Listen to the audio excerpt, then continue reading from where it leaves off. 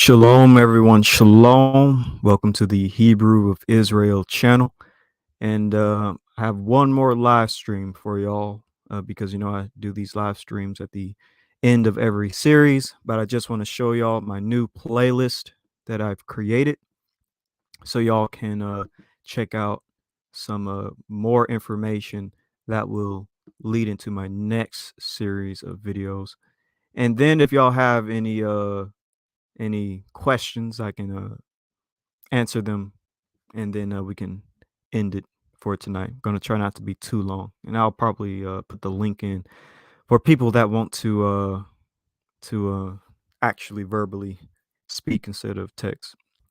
So let me show y'all with my new set of videos and how my channel works for those that are new to the channel. So at the end of every series, I always try to create a playlist of videos that back up what I say and that can also help you with further research. So let's push, this is the created playlist. Let's push that. So I just now ended my series. I said this before in previous videos. I just now ended my series titled Haplogroup J equals Japheth. Haplogroup J equals Japheth. And in this series, I break down basically modern day ethnic groups such as the Chechens and English. I explain how haplogroup J is among Northeast Caucasian speakers being the Nak Dangestani speakers. I go into how Togorma is linked to Chechens and English and Armenians, and that from a scriptural standpoint, perhaps haplogroup J belongs to Togorma, the grandson of Japheth. I also go into the ancient cultures of the Caucasus, such as the Kor-Araxes culture, who is also linked to the Chechens and English and Armenians, and also the Kor-Araxes culture, their language likely being a Hurru-Uratrian language, and the DNA of the Kor-Araxes culture being Caucasus hunter-gatherers, Zagros Iranian and Anatolian DNA, as well as Y chromosome haplogroup J. I go into the Hurru-Uratrian languages, the modern day people who would descend from those speakers, like again the Chechens and the English, and partially Armenians. I also go into the history of the Hurrians and the Uratrians, very important people that you must study. Hurrians and Uratrians. You should know about those ancient populations. I also go into what other nations in the ancient Near East are linked to the Hurrians, such as the Mitanni, the Hittites, the Amorites, and the Kassites, as well as others. I'll also touch on modern day ethnic groups that are linked to the Hurrians, such as the Kurds, the Kurdish people. And I go into the genetics of the modern Middle Easterners, who genetically are basically Caucasians and Iranians. And of course, I go into the phenotype known as the Armanoid. That is this playlist, but what I updated from yesterday until now, I added a new playlist titled the Kor-Araxes culture. In this playlist, I'm going to add videos of other people explaining the Kor-Araxes culture because I believe that you should see other people's breakdown of this culture and of its people. So check out my playlist dealing with the Kor-Araxes culture to get a deeper understanding. I also have another playlist that I created that will detail Caucasian Kor-Araxes DNA. And again, none of these videos are mine, but these are other people's videos that explain it. I feel like this will kind of help y'all. Also, I have a playlist titled Caucasian Languages. You should know about the Caucasian languages, who they're linked to, and who speak them. I have a playlist for the Hurrians, the history of the Hurrians. Who are the Hurrians? The Hurrian language and history of Hurrians from 3000 BC to 860 BC. I also have a playlist for the Uratrians. If you want to learn about the Uratrians from other people, check out these videos. They also get into the Uratrian language if you just want to know, what did it sound like? What do these people sound like? I also have a breakdown, a playlist on the Armenians, because I mentioned the Armenians in past videos. And you should learn about these peoples. Who are the Armenians? What is their history? What is their language from a deeper perspective other than just my videos? And I also have a video on the Chechens when it comes to their history and their language as well, East Semitic speakers, and of course the English. I have one video on the English, and I'll always continue to update these videos. And this is what I typically try to do at the end of every series. I always try to add in videos of other people explaining the various concepts that I teach as well. And of course, our new series starting this Friday will be the Armanoid invasion. The Armanoid invasion is our next series of videos that we will be covering, because I already explained about the Armanoid phenotype. Now I'm going to get into what time period did this phenotype come in to the Near East, and who is it associated with in ancient times and such. So check out this video coming out this Friday at 6 o'clock. It should premiere March 2022, Friday, which is at 6 o'clock p.m.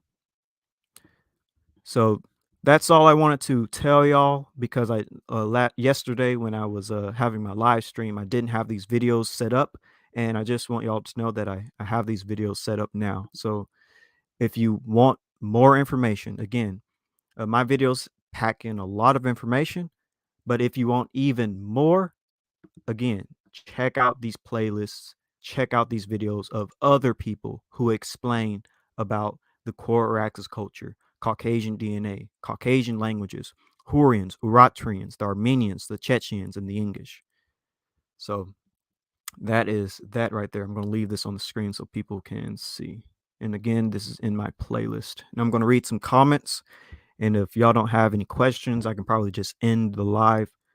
I just wanted to explain that, because I don't have these lives very often. I only have these live streams when my series ends. But let me see what y'all got. So shalom, Lion Farm, and shalom to you as well. I'm bad with names, so I'm not going to pronounce anybody's name unless I know what it is for sure. Avery Pump Fake. Yeah, I do those countdowns because it takes forever for me to get everything situated. Shalom, Kenny. Shalom. Shalom Rue. I guess I can put the link in because people probably might want to come up, ask a question or whatever.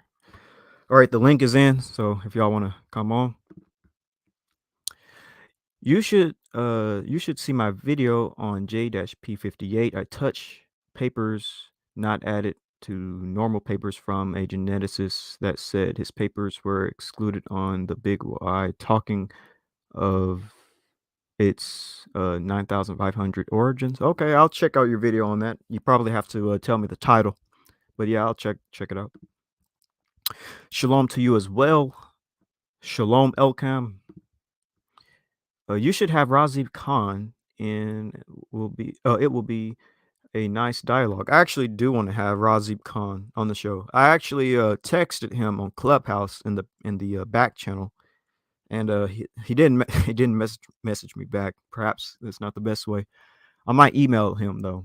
Email Razib Khan to talk about Afro-Asiatic populations and Caucasian populations and such. He'll be a nice addition to the channel. And that's the name of your channel or the video. All right, I'll check it out. J1-P58 are ancient Amorites. Interesting. I have a slightly different opinion on that, but interesting.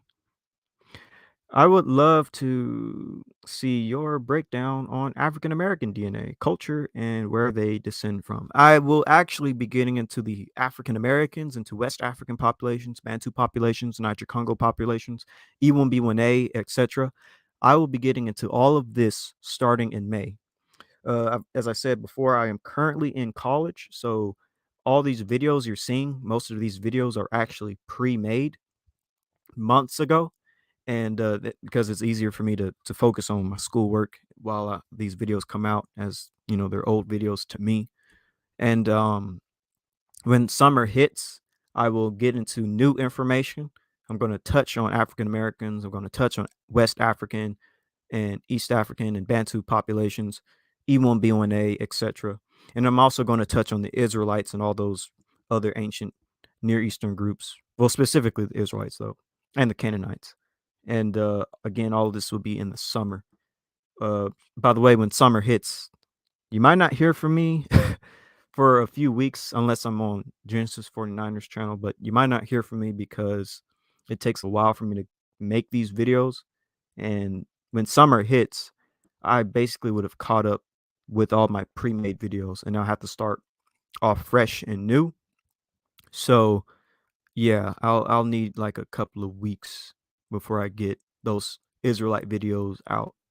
But it will be coming out this summer. So shalom to you as well, Sean. And I put the link in for anybody that wants to click the link. But again, you don't have to. You can leave your questions in the comment section. But this was just a recap video. Um, but yeah. Uh, don't forget the Moors. Yes, I will touch on the Moors also in the future, in the very long future, but I will touch on the Moors in the future. Not the Orites. I'm not for sure what Orites are, but not the Orites. Shemites that mix with the Amorites, but the northern invasion of IJK groups. Okay, I see what you're saying. I see what you're saying. But if no one doesn't click the link in the next few minutes or have any questions, I can probably just make this a short 20-minute video, 15-minute video, because I didn't have much to share other than the fact that I have this these new. All right, we got somebody. Shalom, Lion Farm. Shalom. Shalom, brother. I always wanted to have a conversation with you. How's it going? Oh, it's going good. It's going good.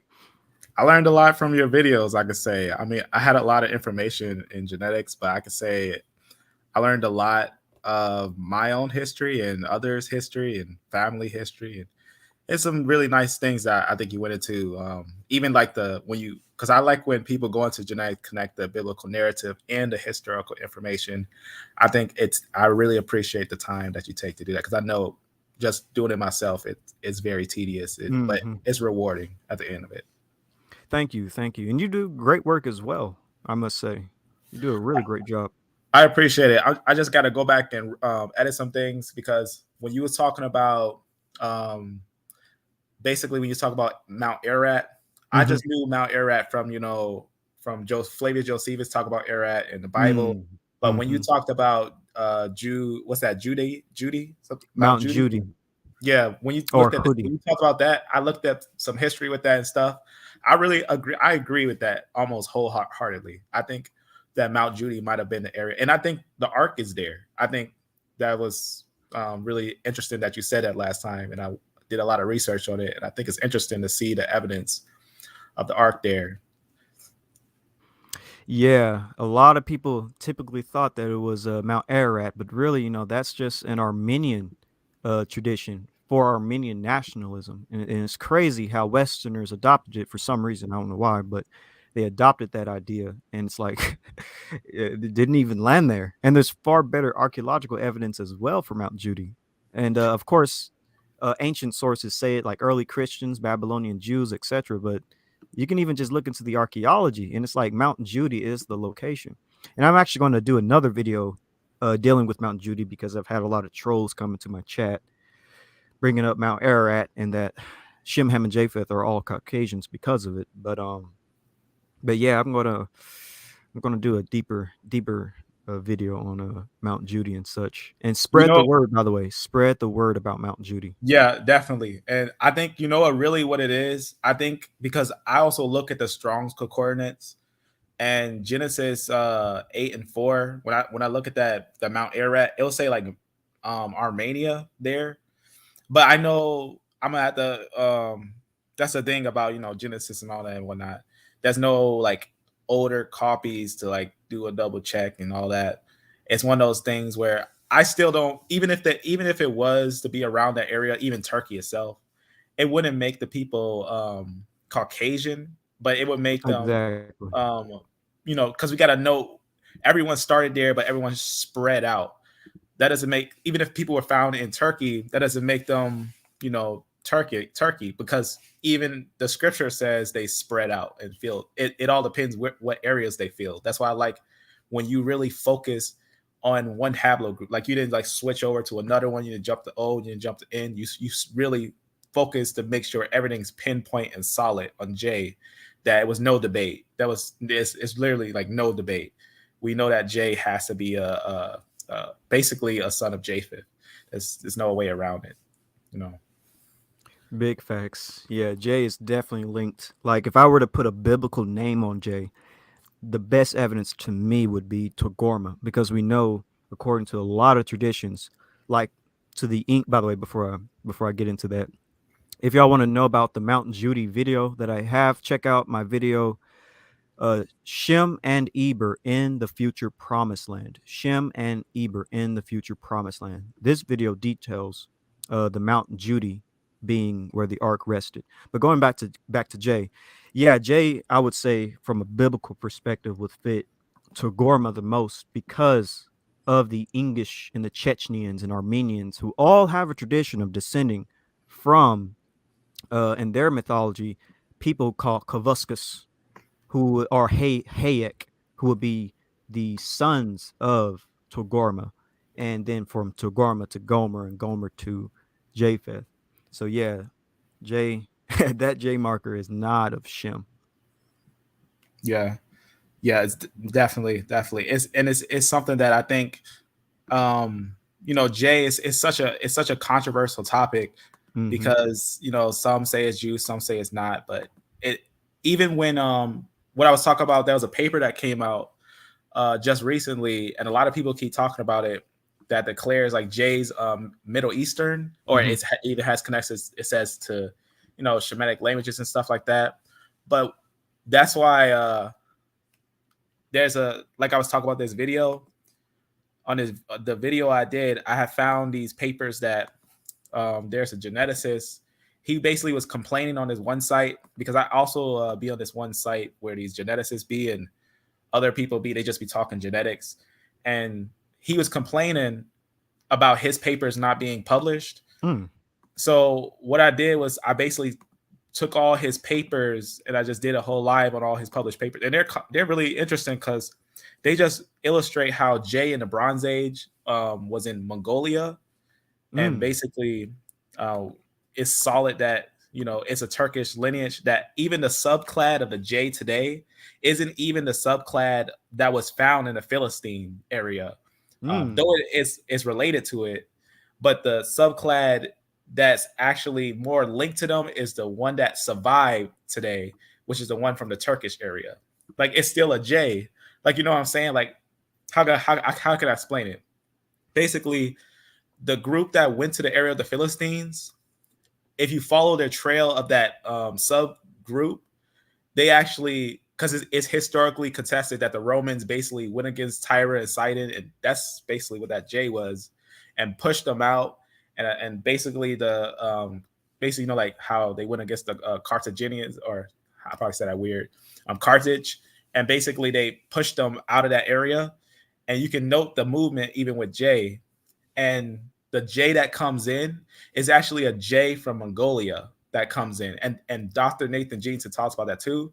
But also the Right. papers are from this geneticist that talks about his papers was excluded. It's often excluded when they talk about the origins of J, and it's really deep. I can point out the video real fast. Yeah, you can Um, share your screen if you want. Yeah.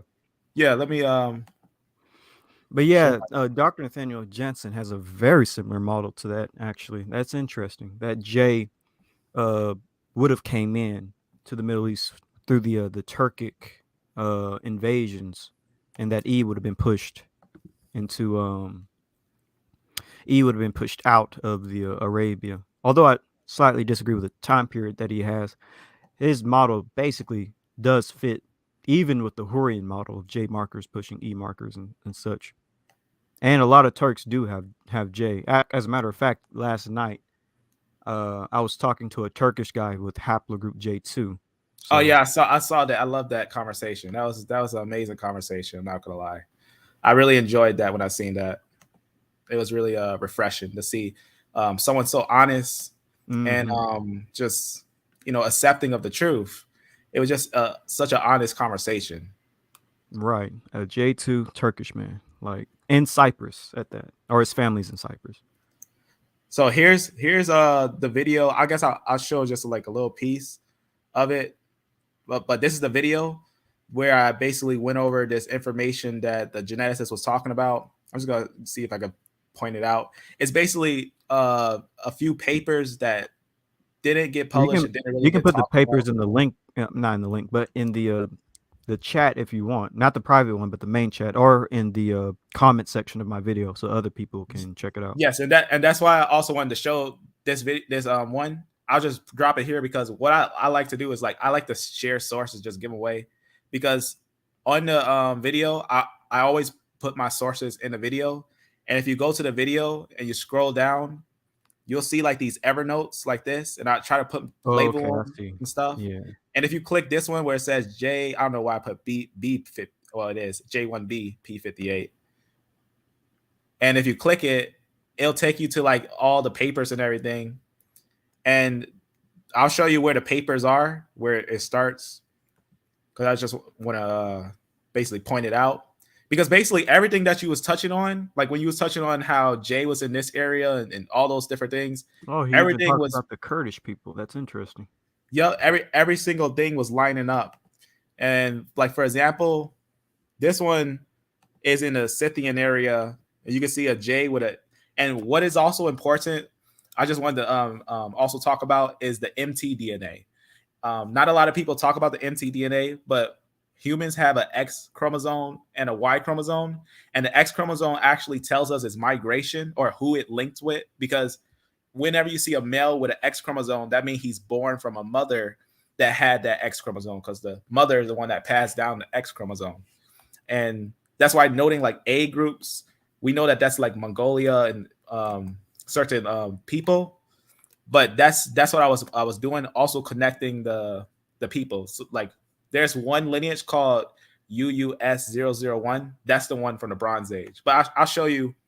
I end up basically when I was doing the study, I end up bumping into something that was I guess one of the most important papers of J. I think like for anyone who studies J is this, and it has all the paper roots of all the Yeah, roots of that's J. a good site.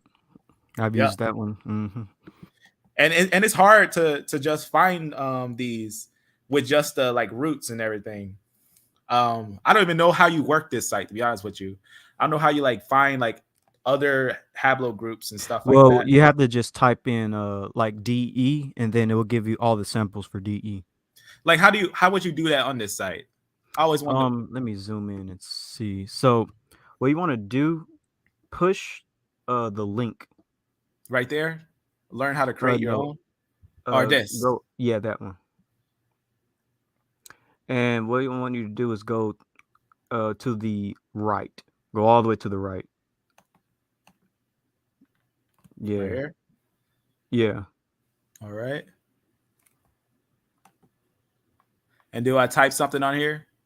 Yeah, what you want to do is get rid of everything from D all the way to the right. Where it says maps, I'm just going to say where it says maps.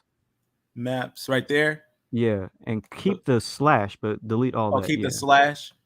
Yeah. So delete just Delete everything over this way, yeah, right? delete D from everything from D to the right.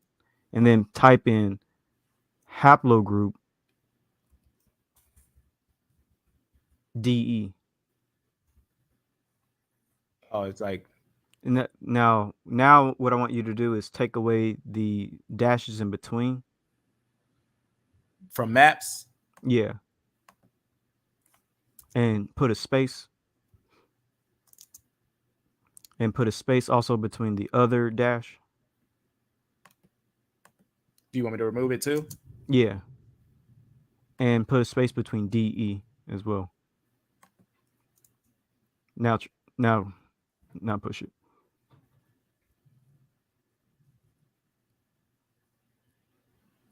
It probably All right. bugged out All right, so now push Google Maps.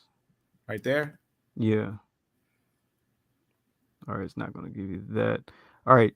Try all right, Man, it's kind of weird because you have to do you This do one, have to this do one a has lot. one for R. It looks like Yeah, it gave you for R, but I was trying to do the one that has DE. that's Um, valuable for something else. I'll save that. let's see. Let's see. That was really Yeah, push interesting. that one. Nope, Let's nope, see. that's not it. That's not it. Uh, go back to the J one. Go back to the J one actually. Yeah, because when I Type in found ancient this samples. There's a it was like a super roundabout way I did it. But type in ancient samples haplogroup DE Google Maps. after um Well, actually, just type it all in, like as in new. okay, Ancient samples haplogroup DE should I write it together a space? space.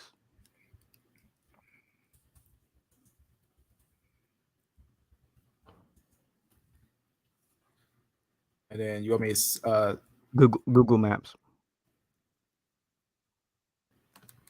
let's see if I put maps, if it would show it. Yeah, you And probably yeah, have to say and Google Maps. oh right here, maps. No, like type in the word Google Maps. Oh, type down Google Maps. Yeah. 2 words. Two words or one word. We can see which one works. Type in. I mean, not type, but push that one. Let's see if this is it. All right, it gives you everything. We want specifics. Unless that works for you, but let me look at This mine. is really I didn't even know we can get everything on one sheet. This is Y- nice. This is really nice. This is gonna open some doors with Yeah, you this. can probably save that in your bookmarker. But let me find on my computer the DE because I I'm gonna here. Let me see. Might Yeah, have it. I have to look yeah. for my See bookmarker. what I'm saying? Like you see how you see the MtDNA. A lot of times, that's highly usually ignored. Like we look for the Y chromosome, but the MtDNA tells a story too. It tells a because when they think of like African, they when they think the E is African, they always relate it also with the L's. But Hmm. E in ancient times didn't even meet the L group into like the Israelite period or the Shemite period. It didn't really get the L groups until like later. I only found E's with other groups, but whenever I found them in certain areas, they'll start to be with the L groups. But I do feel like the L females are the females that were basically entered into the I put the link in, by the way. Semite congregation. You say you put the I link hear in? you. Oh, I hear you, but I put the link in so you can just click it. I'm gonna put it in the private chat as well. okay, I just copied it and I'm gonna just post it on here. See if this works. Oh, is this There we all go. DE? That's the one that I use for E. Oh, this is great. This is great. That's E sample in Neolithic Turkey. Yeah, it's so hard to find these. That's why when I found that one on J, I was really happy because it's really hard to find because that really shows you the roots. And another thing about this J one, the reason why I was showing this J one because from you got the Paleolithic and the Mesolithic.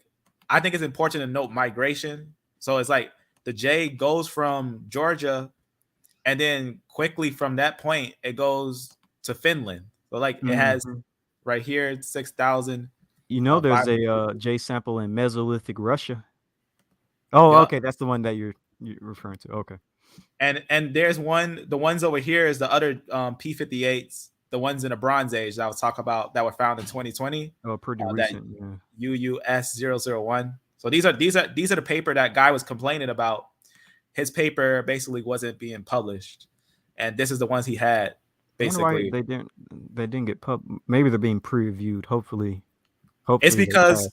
supposedly these subgroup these exact branches is the ones that became the Ashkenazim, like the ones over here, not the ones over here, because there's different like sub branches of them, and the ones over here is a little different. Like you can even note that they have a little difference, and I didn't know even because I thought J all is that, but with geneticists is important for noting like migrations. Like this one's JY 3080, but apparently a lot of the Ashkenazim aren't that JY 3080 of the ancient um, people, but they are a J, but they actually are a JY like 2919, like, or even these ones, like they're basically this subgroup, and that's how they know they're Turkish, or even like the Turks, like from the Gog Turks, and because the Gog Turks made the Seljuk Turks who came in, who became the Ottoman Turks, and also became the Khazar Turks, and all those are related, and they took over the Middle East. And that's why today, when you look at the Middle East story, a lot of people don't think about that unless they look at the history of the Turks, of the Ottomans and Khazars and the Seljuk Turks, and all those are the same. They're all related, and they came from this area. And that's what his paper was actually showing, was that the people actually are related to the ones that came from this area. Interesting. It's very interesting. And they had an interesting mix. And even they're like, like the Haplogroup groupings are exactly the same. Like they have basically the same peoples. Like they're basically like mirror, exactly the same. And that's what I went over when I went over this video, that I went over basically how he was This is basically what I was reading right here, that he was basically talking about a paper that didn't get attention. But this is what it's called. It's called History Shows Nothing New Under the Sun. P58 isn't Aaron, let alone Levi. Pretty much what it's called.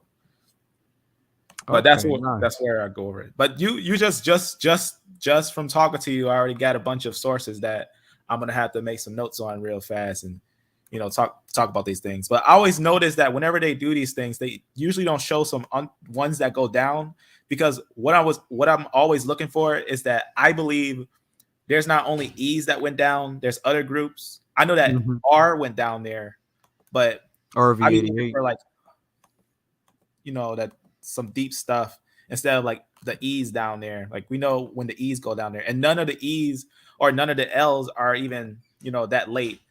They're fairly recent going down there, and so I think it's important to look at the things closely. So right, that's true. See, like just like here, we just clicked one in what is it? A couple of different samples. Yeah, it's interesting.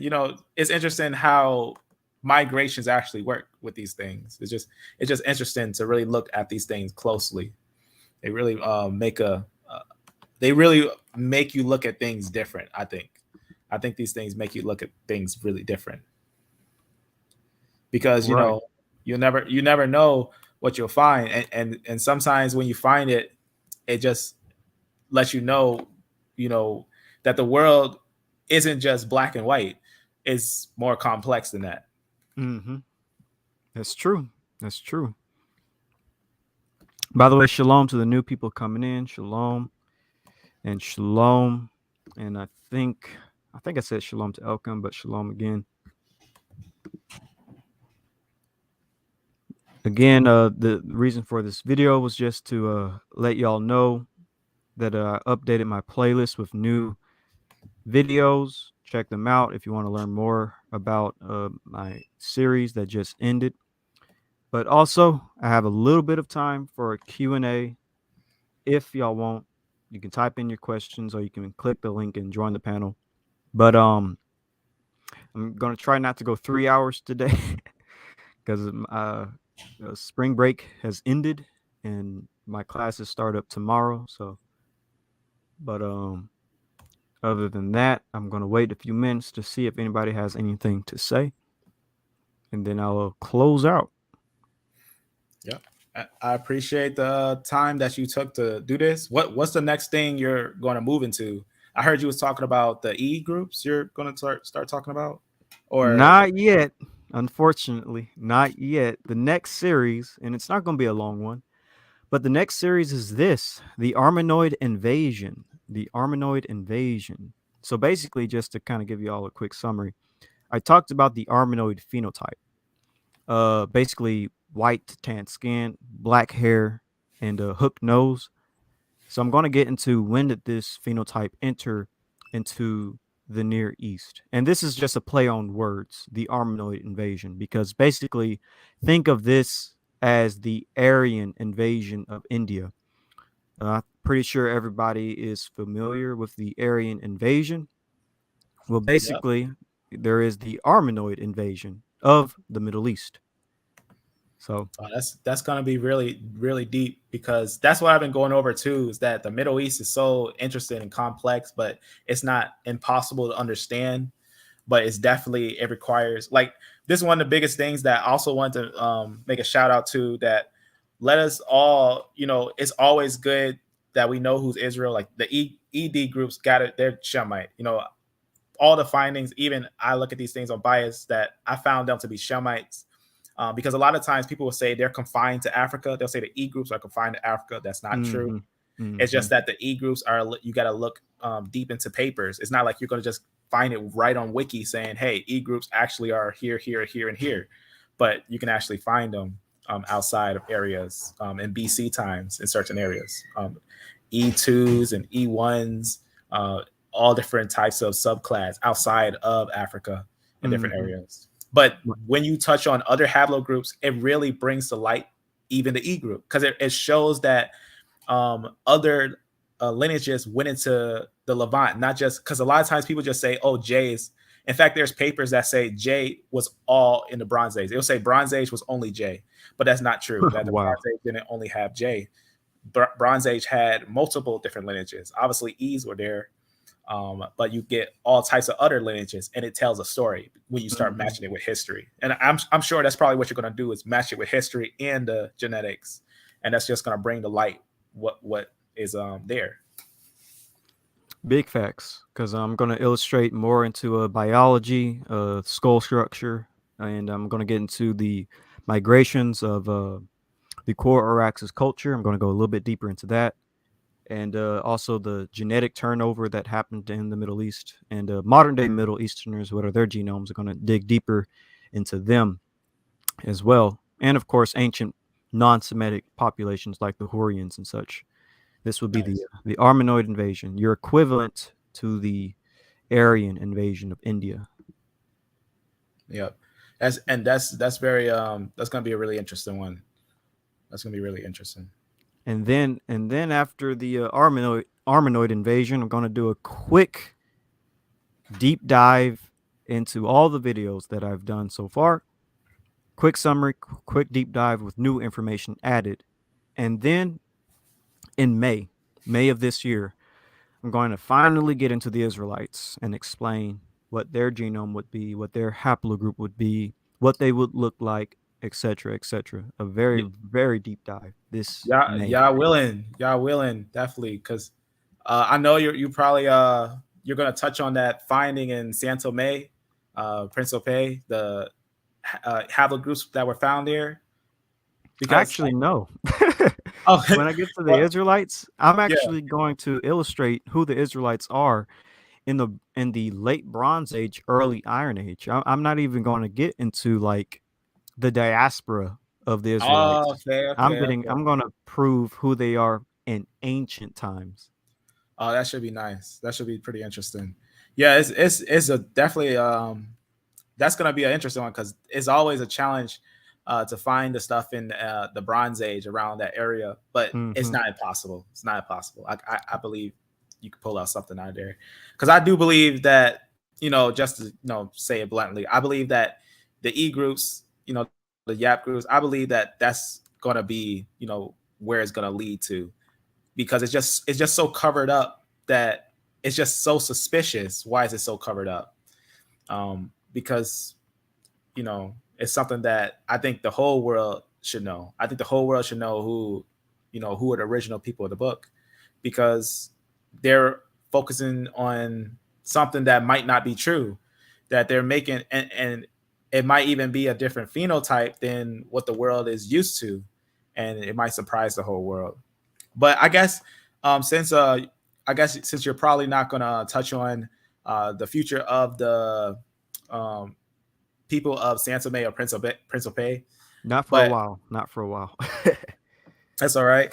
But I guess when you do touch on that, well, when you do touch on the ones of the Bronze Age, would you also be interested in touching on how they're in Sumer, and or in what would you say like the Israelite when you say Abraham? Because I seen you talk about um, Abraham's area was a little not actually like in the area of Sumer, like in a corner, but Mhm. somewhere like near Turkey.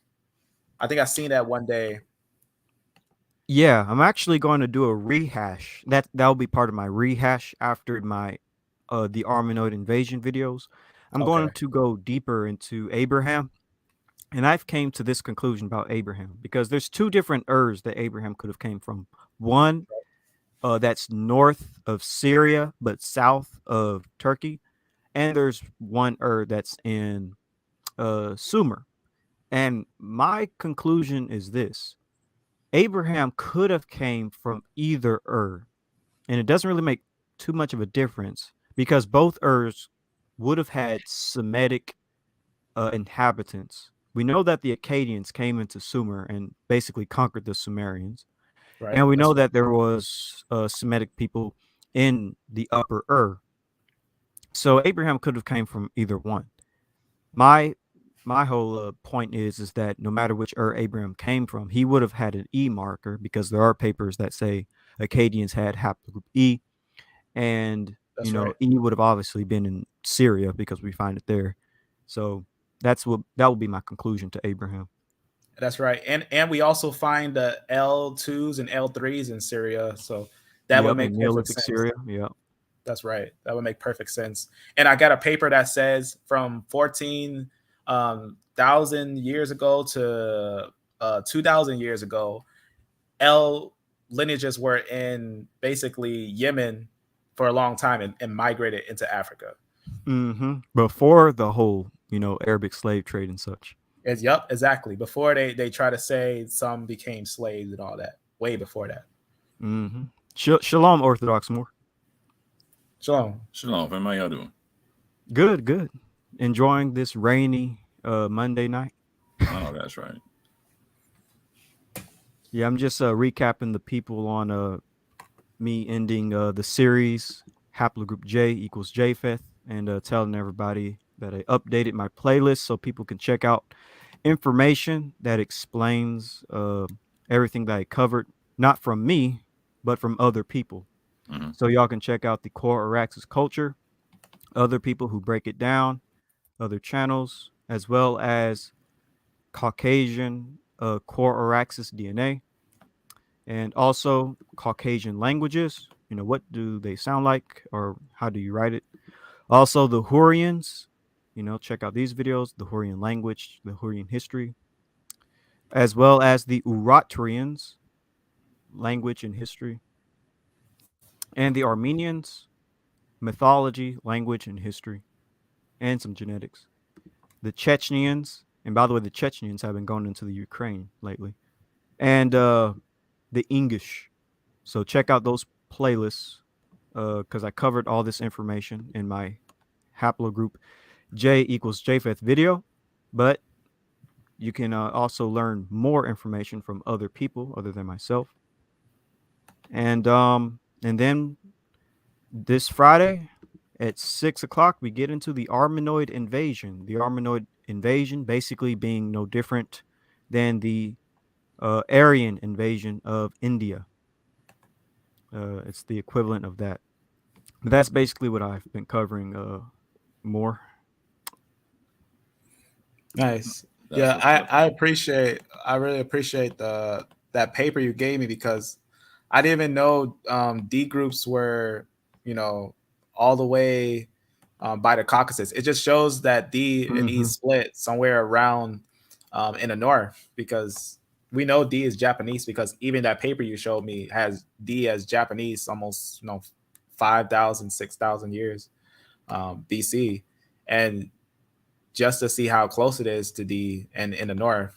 It's interesting because you see papers nowadays, papers saying since D0 is found in Africa, then all of E must be Africa, just because it's monophylactic, because D and E is united. But a lot of people don't talk about how JIK is one.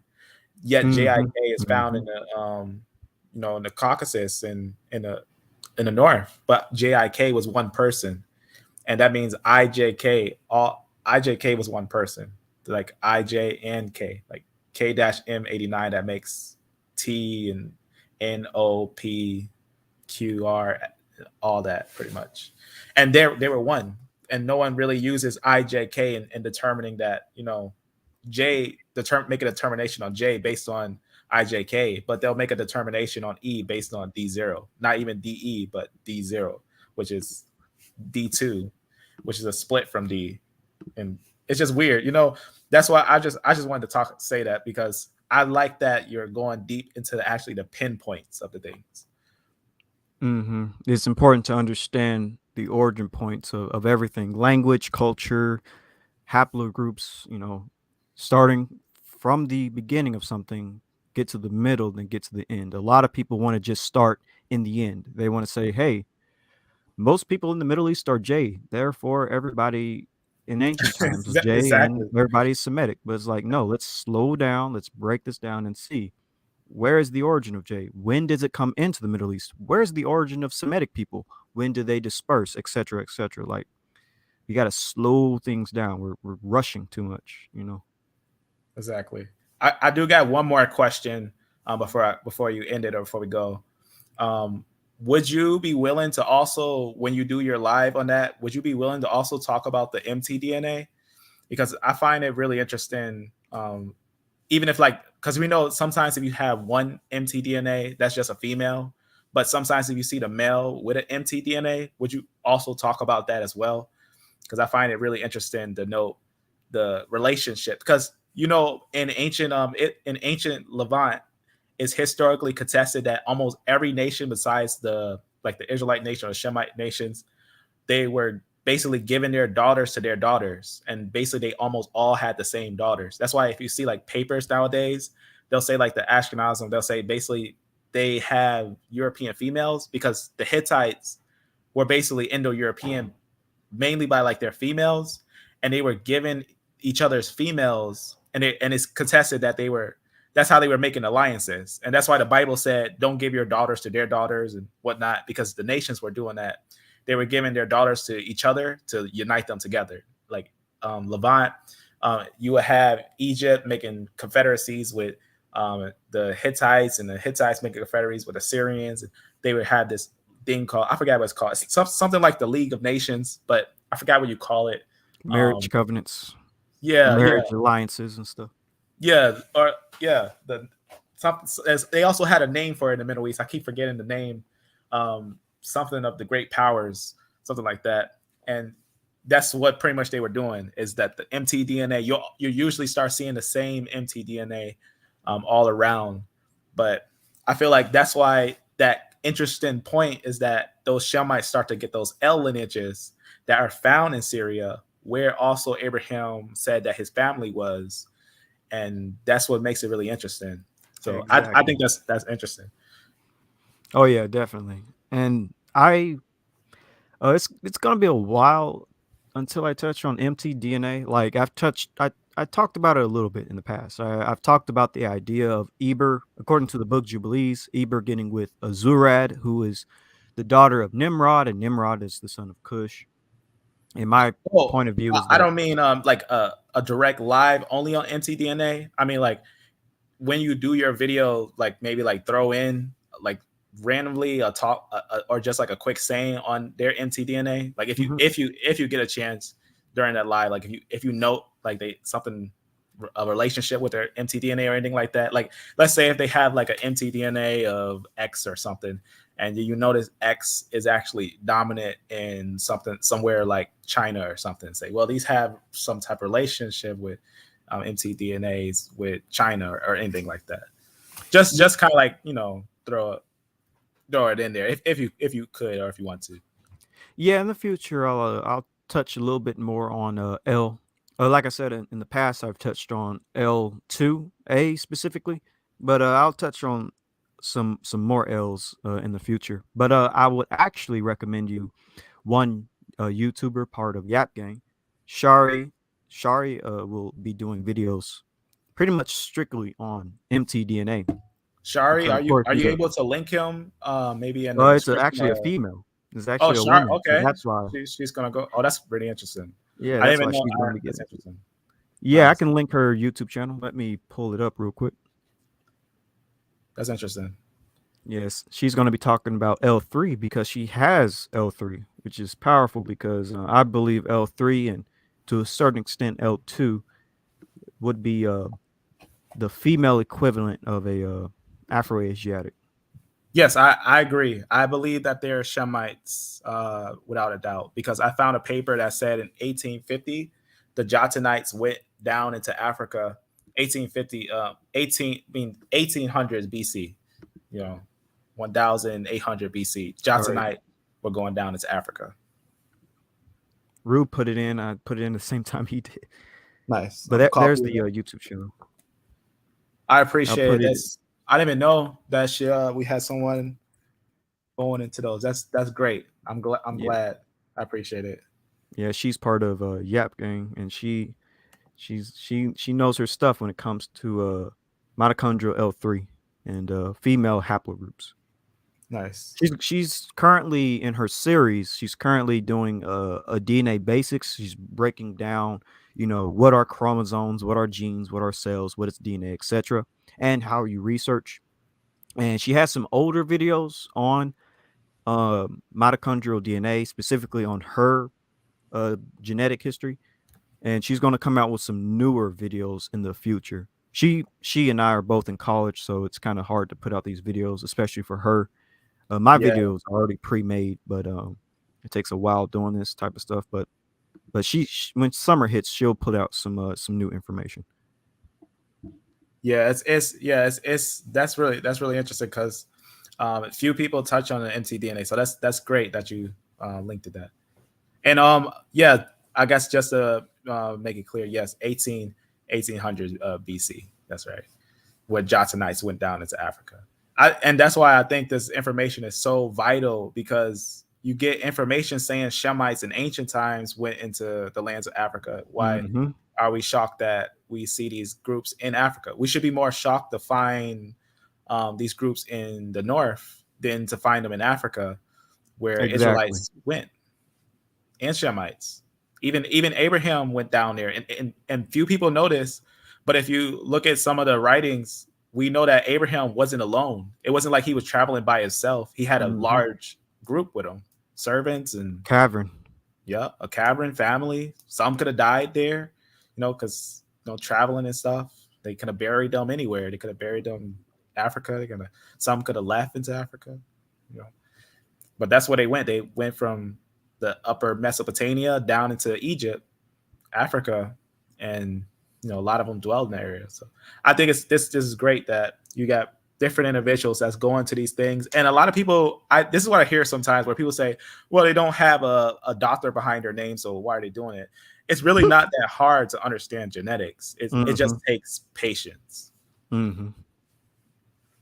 So I'm glad you guys are touching on these things because, when you're looking at the sources, you can't debate sources. It's the sources, they speak for themselves. Anyone can go back and check them. So I appreciate you can try to debate. Yeah, it's true. That's true. But that's why multiple sources help. Yeah. But yeah, you're right, though. It's not difficult to learn about DNA. And our people should definitely, at least try to look into it because, and we're slowly getting there. It's a process. And, I feel like by the end of this year, we're going to have a lot of Israelites in DNA and, basically breaking down their beliefs from academic standpoint. That's what I see personally happening. And I think you'll probably agree with this. What Prince of the Ghetto said that Dr. Nathan Jensen, I think he messes up on making monophylactic groups. I think he messes up by making D and E mixed with A and B groups with G and F and C. I think that it's not even monophylactically correct to make A and B and D and A, and he literally makes A, B, Let's be real. CD. He's just making everybody black on the earth ham. Yeah, that's and you said it right on the head. Like He's just making that's what everyone I black, just bro. did a video basically debunking the out of Africa concept, because in 2021 and 2022 they came out with some papers basically saying humans didn't even start in Africa; they migrated into Africa.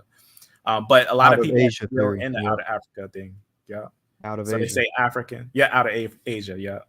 Out of Asia. Out of Asia. And it's confirmed. Out of Asia is confirmed and solid. But people keep making, whoever's dark skinned must have been African. They just stayed in Africa. They never had no involvement in the Middle East. But I think Dr. Nathan Jensen never seen the Natufian papers and the I told him Gasula about the stuff. Natufians and he completely ignored my question. Like I was asking him so many questions during the live stream when he was doing those videos. And you might see it's basically the guy with the Hebrew letters. That's me if you go back and watch those videos. And he kind of Interesting. ignored some of my questions. Oh, I Like think about I've the seen that. Natufians. I think didn't you ask does E have a potential of being like Israelites or Shemites, something like that? And he said something, he kind of like beat it around that. If I don't know if that was you, but he kind of beat it around that question and kind of just said, kind of just like left it on what who knows, on kind of like a who knows. I asked him about Ramses the Third, and he kind of said, basically, I'm trying to remember some of what he said. I think it was like, I don't believe Ramses the Third would have had haplogroup E because, or yeah, haplogroup E because something about something being wrong or messed up. I have to play that video. It was funny though. I was like, bro, Yeah, I think I've he seen that. doesn't believe DNA That can go back that Ramses. far, something like that. Yeah, I've seen that where he said Ramses genetics is basically you can't know it because it's ancient genetics is like, what do you say? Yeah, it's too old. Yeah, too old, something like that. And I thought that was just odd. That was ridiculous, bro. Yeah. That and He then kind he of gives thinks us that state answers. E1B1A and E1B1B split in Africa in like 8,000 BC. I'm like, bro, what are you talking about? Yeah, and he has his book. He's trying to sell now, trying to say, because he said T was Israelites, and he's trying to make R1, like even the brother saying R1B is Shemites, and and I just look Sign at J these is things, Japheth. It's just crazy. Yeah, yeah. Well, But I yeah, guess that proved thank one you thing. If for he can write a book, then I can write a book. exactly. But I want You feel me, brother, man? It's gonna get done. More. It's gonna get done. No It has to worries, be. man. E versus J, bro. I need to see it. You understand what I'm saying? Because it's a needed thing, fam. It Like, has to cause get done now. yeah, it has to. If Nathaniel Jenkins is gonna come, like, cause it's one thing to have something like to talk about like genetic front loading or to talk about genetic entropy or whatnot, because you can look at like a science for that type of stuff. When you're looking at the haplogroup stuff that's being put out, my man, it's like I feel like my man's just playing darts with the thing. You feel what I'm saying? Mm-hmm. I'm like that. We gotta do better than that, particularly in a creationist situation, right? And so yeah, it's incumbent upon Yap to come out and lay out this genetic conversation from a really scholastic scientific breakdown from the Bible and whatnot. Yeah, because he goes like with the old idea that everybody black is ham because he makes C ham because Australian Aborigines have Yeah, C. yep. And that's then what I'm saying. My G's just playing darts with the thing. Like you said, he's just making everybody really dark skinned ham. So it's okay. Like why? Break that one down. Help me understand that. What's your biblical basis and scientific basis for doing such? Ham means black in Hebrew. That's why. Even though it doesn't mean black in Hebrew, it means hot.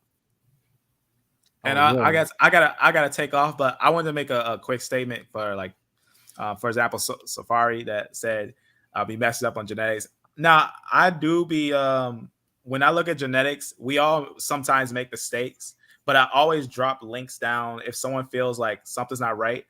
Edify us all by having a conversation or speaking on it. But whenever people start just complaining and they think they're right, a lot of people that just text and type things, I feel like they have confidence in text, but they don't have confidence in speech. So they don't want to come up and speak about it because they feel like they'll be wrong. But that's okay. If you're wrong, we'll correct it and we'll see what's not right. But I always go back and double check and give people a chance to talk. That's why, on my channel, I just allow everyone, just have a holy conversation on the things. But that's why mostly I'm just watching what people are bringing out and bringing out what I find. I'm just sharing sources pretty much. Mm-hmm. Before you go, what were you saying earlier about Sao Tome? Because when I came on, I heard y'all talking about Sao Tome, etc. Oh yeah, if I could, I just want to show this last thing on my screen. Yeah. So I was just doing some research on Principe, San Tome, that they had a study on the Jews of Principe and San Tome, because I knew the history that they sent the Jews and they called them black and they sent them to San Tome, Principe, and I found a genetic study on the Jews. And what's interesting is that it's not just E1B, not just E1B1A that's there, but there's other groups. And the paper says that it asked the people. Let me just click it. It asked the people if they were Jews, and pretty much they said they were unrelated. They were people who have basically historical ties to Jews, and they have information of migration as Jews going there. But what you find is you find E1B1B, you find E1B1A there as the Jews, and I find it interesting. You find R's there, and I think when Israel left out of Israel, I know that the Jews and the Israelites, we know that was a mingled company, and I believe that some of the mingled company also was grafted in and became one with Israel. And a lot of these, I believe that some are converts to Israel, and I think that some are the Israelites, and I think that these are the Jews of San Tome and Principe that were found there. Even the paper would tell us that they're the Jews, descendants of San Tome. The Jewish descendants of San Tome, but they're the haplogroups. We will see E1B1A, M2, and we can see E1B1B there. So I think it's going to be an interesting study that you're going to touch on, because what I learned, I've seen a lot on E1B1A, but E1B1B, I'm just starting to get deeper into. So even that paper you gave me, I'm gonna look into that and get into that. This little paper you had gave me of the E and D origins. And I noticed, finding them in these different areas, I just find it interesting. But I always find the MtDNA always L. They're always L lineages. So, that's why I was just talking about that. Not always, but you see a lot of it, yeah. Like yeah. But like, so you're right in looking at the MTD because it gets real.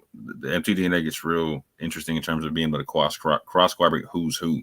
Because we see a lot in the Bible that you have the father's line, but you also see like the women's lineage is very specific and whatnot, right? Particularly even like with the covenants and whatnot, right?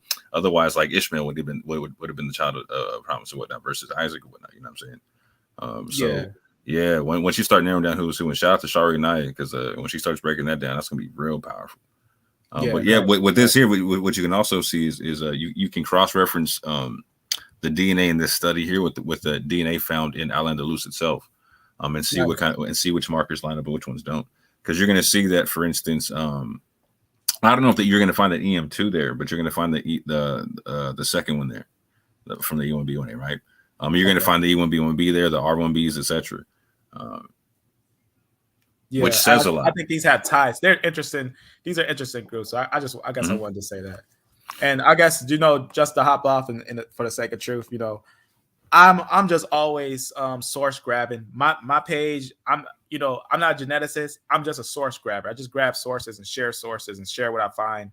And I'm mostly just focusing on the prophecies and the gospel. But recently I found a lot of stuff. I found it unfair. I just kept finding it unfair that all these E groups, I kept bumping into them on accident, because I actually been doing studies, and my haplogroup is actually R1B.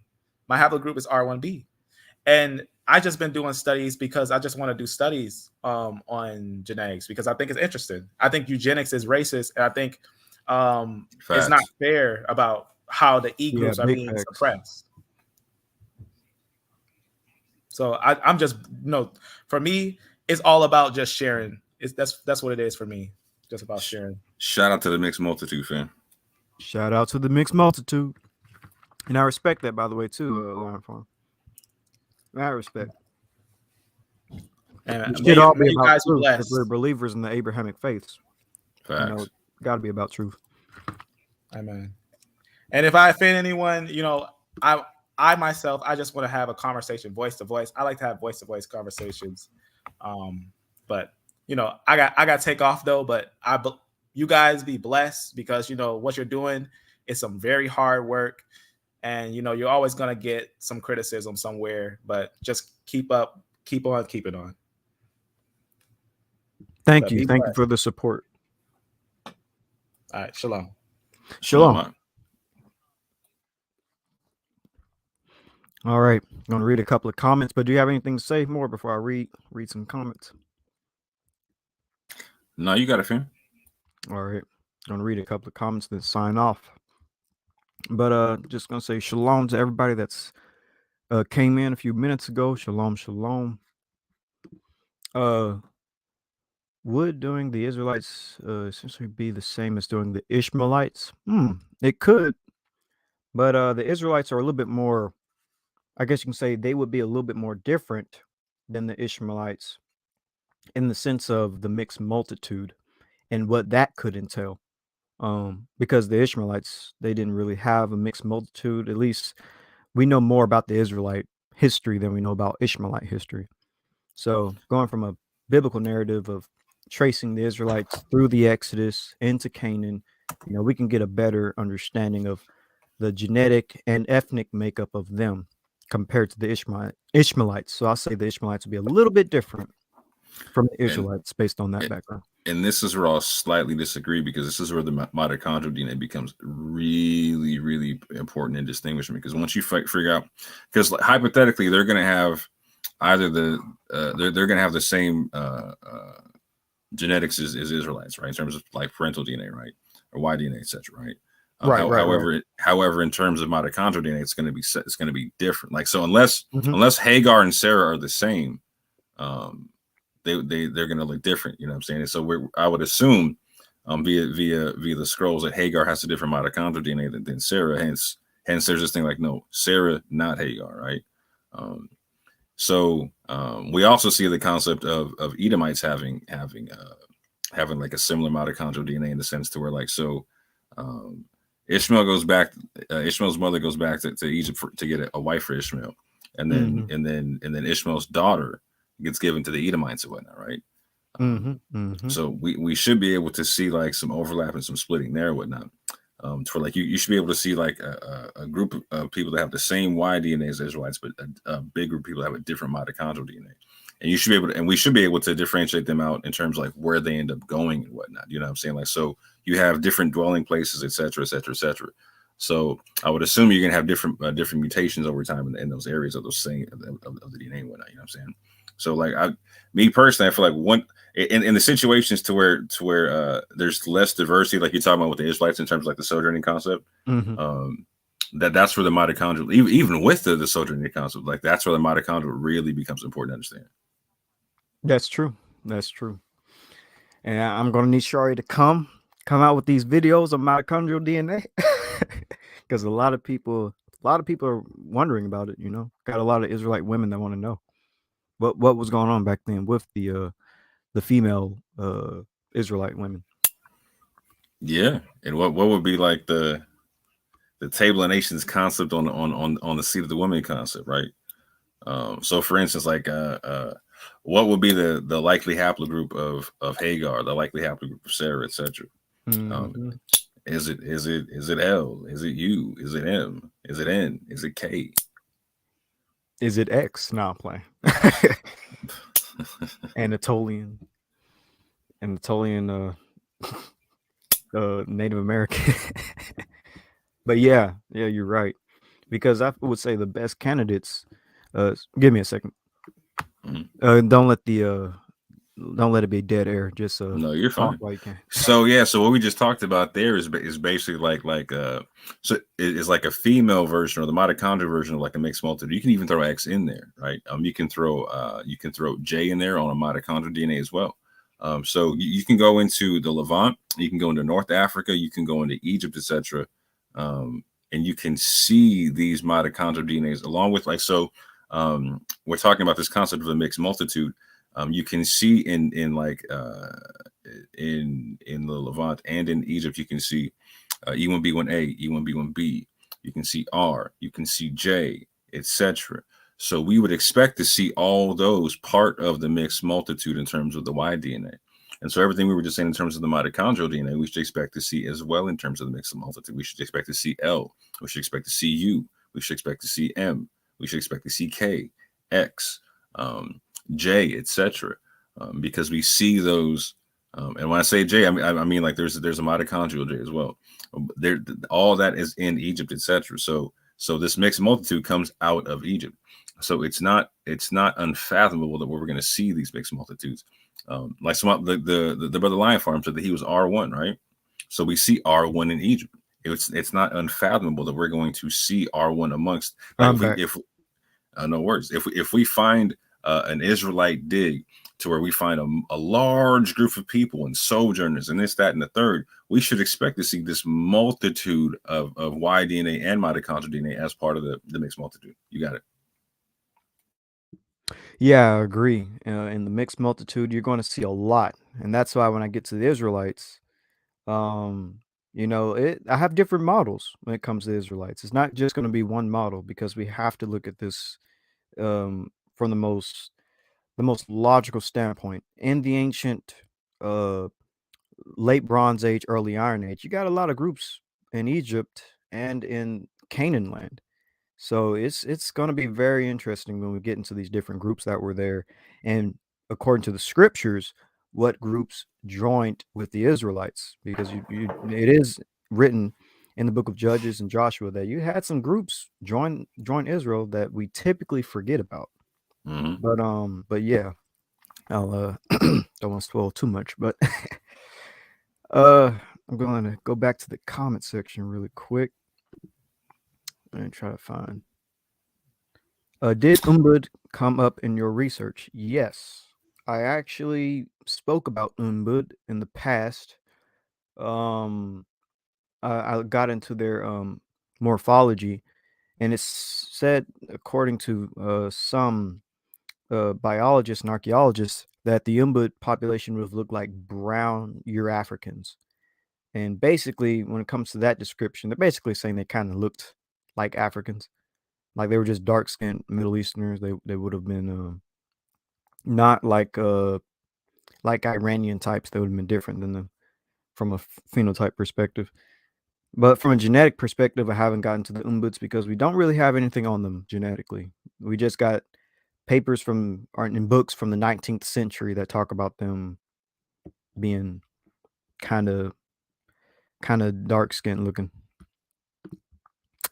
Anyone take the Bronze Age and Middle Ages tests with your DNA portal? I've taken your DNA portal, but I can't remember if I've taken the Iron Age and Middle Age tests. I have to look. At that. Let's see. Touched on that. Or from in Syria down into Egypt. I don't know if that's a statement or a question. But yeah, there's a in Syria, northern Syria / southern Turkey. Yeah. Maybe using modern probably. All right, so that's to somebody else. Am I getting attention from the government for doing this research? I mean, there's like millions of Americans on the internet talking about all types of different things. I don't think the government will single me out versus all these like millions of Americans that live, within the United States, as well as, millions of YouTube channels made by Americans. I don't think they will like single me out in particular. And I don't even have that big of a following. I have less than like 2,000 subscribers. I don't think they're really focusing on me too much. Yeah. Besides, we're using Hebrew as a canary in the coal mine. You know what I'm saying? Shout out to the scapegoat. Oh, the scapegoat. Line 4 makes it. All right, so that was when he was here. Yep. They love calling us Ham. Which isn't too bad. I mean, technically Hamites would have been with the Israelites in the sojourn, but you know. Shalom, Shari, shalom. And by the way, this is Shari. Y'all should check out her channel. As you can see, her PTR and everything. This is Shari, and she's going to be touching on mitochondrial DNA. I don't touch on on mitochondrial DNA too much, but she's the one that does that. My 23andMe says Ramses the third, my family. Yeah, so basically, when it says Ramses the third and 23andMe, it's basically saying that you and him share a paternal ancestor, EV38, which is the same branch that you know you and Ramses the third have. So yep, that was either in West Asia or North Africa. So yep. So here's what I'm trying to figure out, right? Like, so if you can't tell what Ramses was based upon you not being able to interpret ancient DNA, how are you giving me a model of haplogroups and migration in any way, shape, or form? Oh, when it comes to Nathaniel Jansen, Like yeah, the word repugnant comes to mind. You feel what I'm saying? yeah, it's a little weird, but I know why he says it, because haplogroups are supposed to come about in 800 BC. Ramses existed before 800 BC. See, like that, yeah. I'm gonna go ahead and just go ahead and go on mute. Yeah, so nothing ancient can work. That's why, according to him, I think I remember him saying something equivalent to the idea that Natufians didn't exist. So yeah. See, see, Ebri, and that's why I keep talking to y'all in the Gap Gang about, like, you know, can we have some realistic creationists in this piece? Like realistic, like, so that's what I'm saying. Like that, like I'm trying to tell you, this whole concept of an extended young Earth model, please, my G. If you do it, like I need that, my G. Like don't have me pretending to be young Earth creationist doing that, John. You know what I'm saying? We need to legit, like, you know what I'm saying? Yeah, it's coming.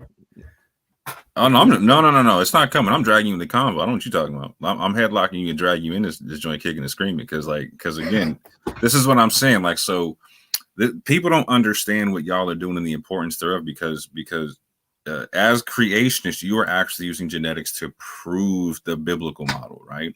Versus, let me go speculate and throw some darts at the board, blah blah. No. Y'all are being really strict with this thing, right? And shout out to a lot of the younger creationists out there that are debating genetics, etc., and like the Standing for Truth team and whatnot, and being able to really break down the concept versus atheists and evolutionists and whatnot, in terms of the macroevolutionists and whatnot in their model. However, on stuff like this, fam, no. That's not gonna do. Like, you're gonna have like the actual, like, legit skeptics, people who would want to take you serious, but they can't take you serious because you're saying stuff like, you're obviously playing darts right now. You're obviously just playing a guessing game. Like, haplogroup started 800 BC based upon, what was that? Based upon what? Yeah, if you got something, I'm listening. If you got something for me to read, I'm down to read. You feel what I'm saying? But if you're throwing darts at the wall, my G, and coming back with answers, like, I don't know, that's not science. You feel what I'm saying? And that's what I was saying. Like, so for the longest, like, so I'm almost 40 years old, right? Like, so for in my time period, young Earth creationists were always associated with very unscientific people. And right now, creationists are just beginning to get associated with being scientific, which is a fantastic thing. Fantastic thing. But this kind of stuff right here is like, no, fam. Because you get cults of personality going on, and people start like getting derailed with this thing. Now we can't have a serious conversation because you got people talking about haplogroups in a very unscientific way, and talking about, I mean, fam, like at this juncture, how's it any different than what Teddy and Colbert is saying? Yep. How's it any different at that juncture? Like, oh man, like, I thought you knew the haplogroups in alphabetical order. Oh no, not like alphabetical order. Like, how's it any different? You know what I'm saying? Yeah, it becomes like a fairy tale. Right. We got to have some kind of science backing up what we're talking about. And shout out to the app gang. And shout out to to that tri-paragroup model that y'all got popping off, because it's yeah, if you have a global Earth, a global flood concept, there's I don't see how you have a different model than what Yap's putting forth in terms of the tri-paragroup concept. I can't see how you make genetics work otherwise. Yeah, it has to. It's forced to.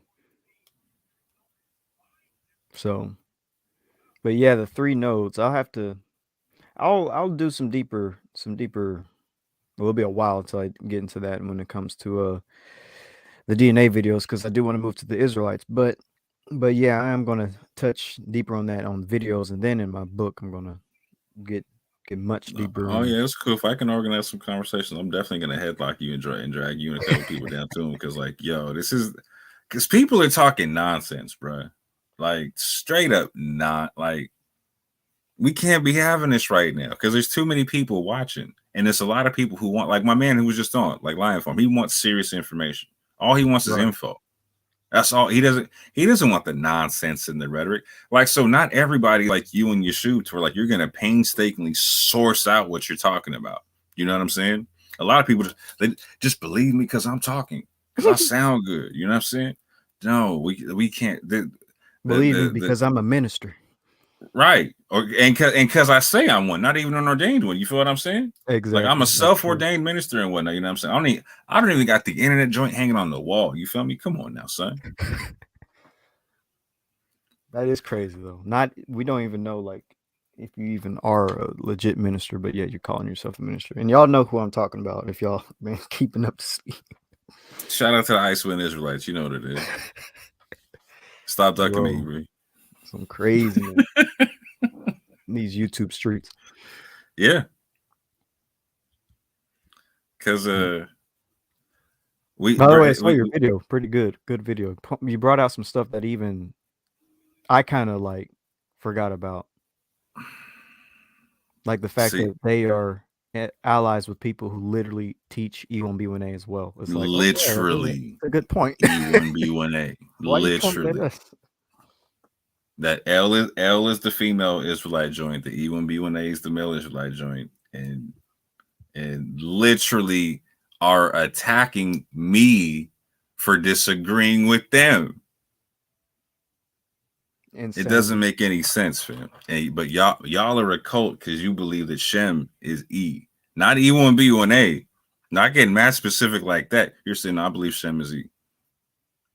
I believe that Japheth is this. I believe Ham is that. FM89 is Japheth. D, A and B is Ham. All that is evil beyond recognition, beyond salvation, pure evil.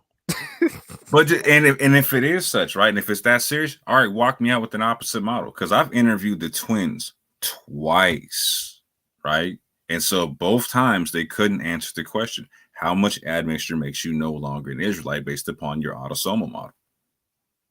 That's a serious question to answer, fam. Even if you go with the autosomal model, are you basically saying that Shem or Faxad, Shelah, Ru, Serg? All right, sorry about that. Tornado warning. But it's going down. I know that sound is going down. Yeah, tornadoes popping off. But really stormy here.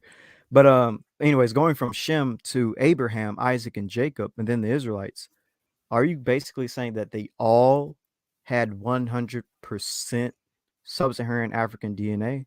And if that's the case, then technically aren't you saying that the Edomites, the Moabites, the Ammonites, the Midianites, the Ishmaelites, and all the other ethnic cousins to the Israelites, did they all also have sub-Saharan African DNA at 100%? Because if you're saying that Jacob, Abraham, Isaac, and Jacob are all Negroes, then technically Abraham, Isaac, and Jacob would have also all birthed Negro side branch ethnic groups. So how do you know you're not an Edomite, or you're not a Moabite, or you're not an Ammonite, if we're going with the autosomal idea? Or are you saying that Edomites have a different type of autosomal profile, and Ishmaelites and Midianites and Ammonites and Moabites all have different autosomal breakdown? if that's the case, then what is it? And then Man, I've actually I asked asked the them that question. question, what's the autosomal breakdown of an Israelite? I want to know what are the markers, right? Because if you're gonna give me, if you're gonna tell me autosomal is the way, okay, obviously, like you're saying, you have an autosomal profile. Oh, wait, you don't? You don't? So what do you go by then? And that's why I say, like, at this juncture, You it's go just the by the closest person. prophecy. Hey, man, the Deuteronomy DNA test is the cold one, bro. What you talking about? Even though like literally every other group in all three Abrahamic faiths have prophecies, your interpretation of the scriptures does not make it right. Everybody has their own interpretation of scriptures. But on top of that, so they're saying, okay, that haplogroups can't give you where you come from, etc., or that haplogroups will can like so. Okay, when they're on talking with me, right, the first time they're breaking down this concept of okay, if you we got this European who's 90+% European, but he's E1B1AB the haplogroup. He's like, well, he can't be Israel, and in my head I'm like, why not? If you're saying the E1B1A is the haplogroup, he can't be Israel. Otherwise, you're connected to someone who's mostly autosomally European. Okay, so check this out, fam. I want y'all to go into GEDmatch or into any situation to where they're saying that you're Jewish via DNA. You're talking about autosomal concept. If there's an autosomal profile, that's an Ashkenazi Jew can have that autosomal profile. A Mizrahi Jew can have that autosomal profile. A Sephardi Jew can have that autosomal profile. An Ethiopian Jew, you could be blonde hair and blue eyed and have the autosomal profile. Like, how do you negate being related to Europeans via the autosomal profile concept? It doesn't make it does because unless you're giving me what the Jewish profile is, and it's all African, like, which again, it ain't gonna look like G2A, like G2A4. It definitely ain't gonna look like that, man. Nope. And it's not gonna look like the accompanying autosomal DNA from there up. You know what I'm saying? Like, so unless you're telling me it's all like, fam, what are we talking about, man? What are we really talking about? We're talking about a skin doctrine model that has no science to back it up. Hence, you've been running from a man in his early 20s since before he was in his early 20s. Like, come on, fam, that's a bad look. And you're calling young women in their early mid-20s rats and whatnot, fam. Calling them mamzers and white. And these people have more sub-Saharan African DNA than y'all. And our Y DNA, mitochondrial DNA is African. Man, straight up and down. It doesn't make any sense, man. No, they just, and the funny thing is they always call me the cowardly lion. And yet I said in the past, and I'll say it again because I know you're probably watching, Teo, I'll debate you and your brother 3 rounds, 15 minutes each, me and Yeshub against y'all on Debate Talk for You or on Modern Day Debate or wherever. Not on Sister East channel though, but I'll debate you.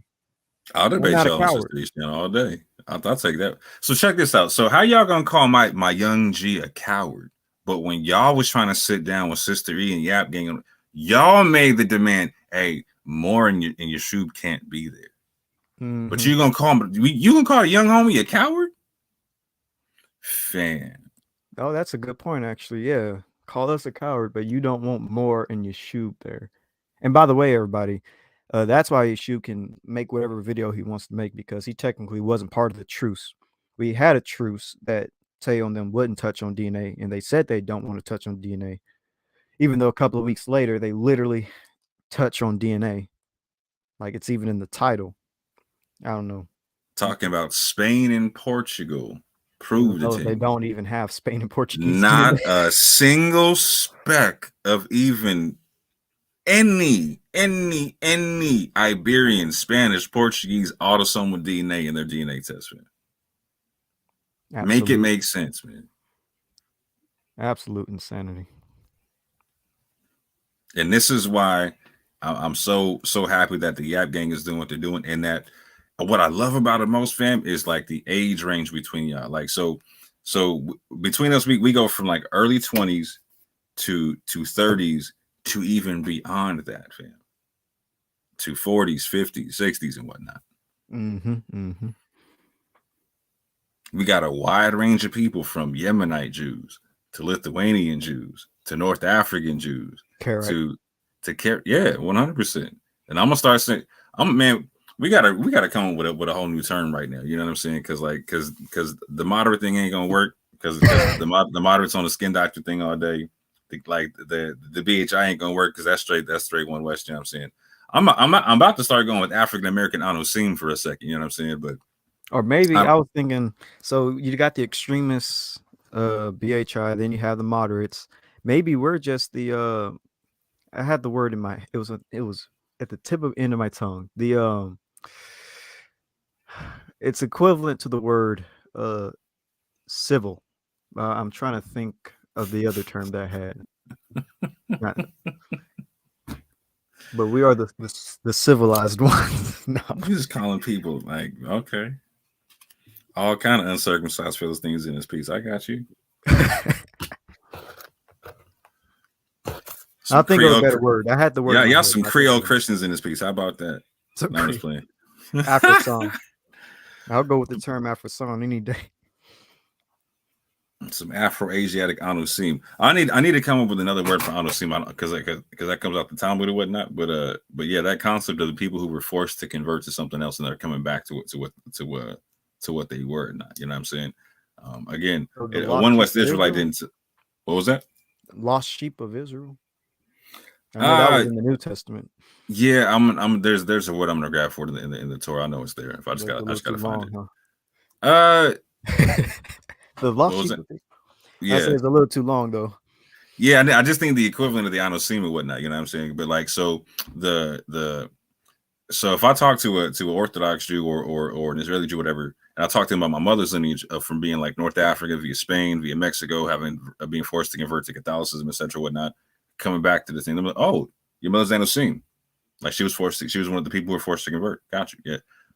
So a lot of people apply that to just like the people of like Sephardic descent or whatnot, right? But it really applies to anybody who was forced to convert to something like that, right?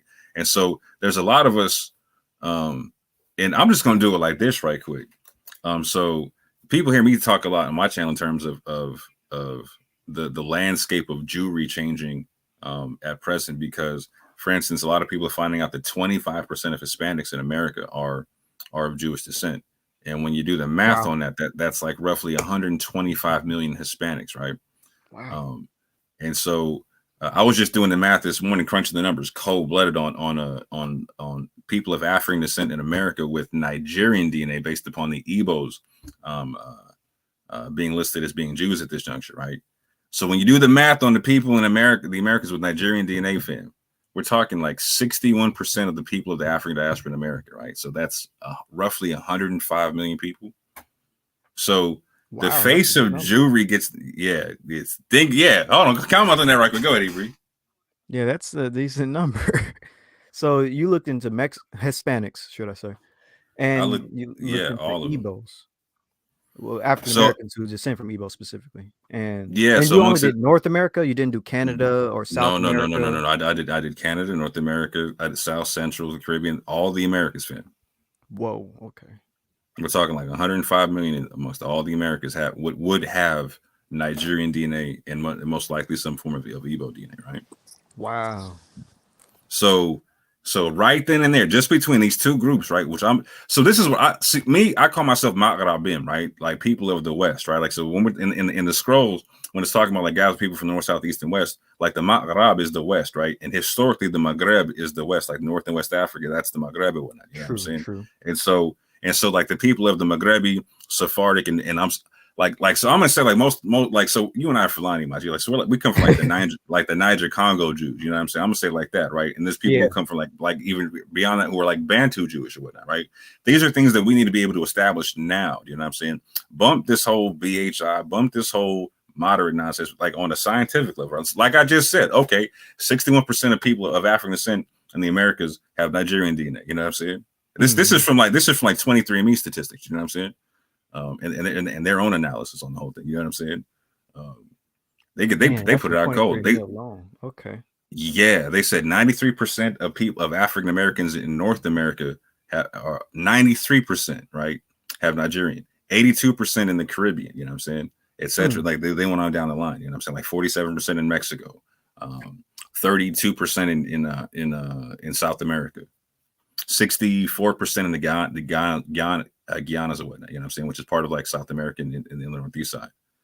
Like it's a cold piece, bro. But like we're talking over 100 million in both populations, Hispanic and African descent, are going to be going through this so-called awakening process to where like, okay, I'm genetically connected to these people. And I can tell you right now, being connected to both communities, that it's a real thing. And you got people really leaving the church on both sides and really trying to figure out their identity on both sides. And things like this genetic concept that's being put forth is really going to be important to them, right? Big facts, big facts. I do see a huge change happening at the end of the year, maybe even sooner. But at the end of the year, I feel like a lot is going to change, and a lot of people are going to be more open to looking into genetics, and a lot more people are going to, Shalom. Shalom. By the way, I should have said. Nah, it's all good.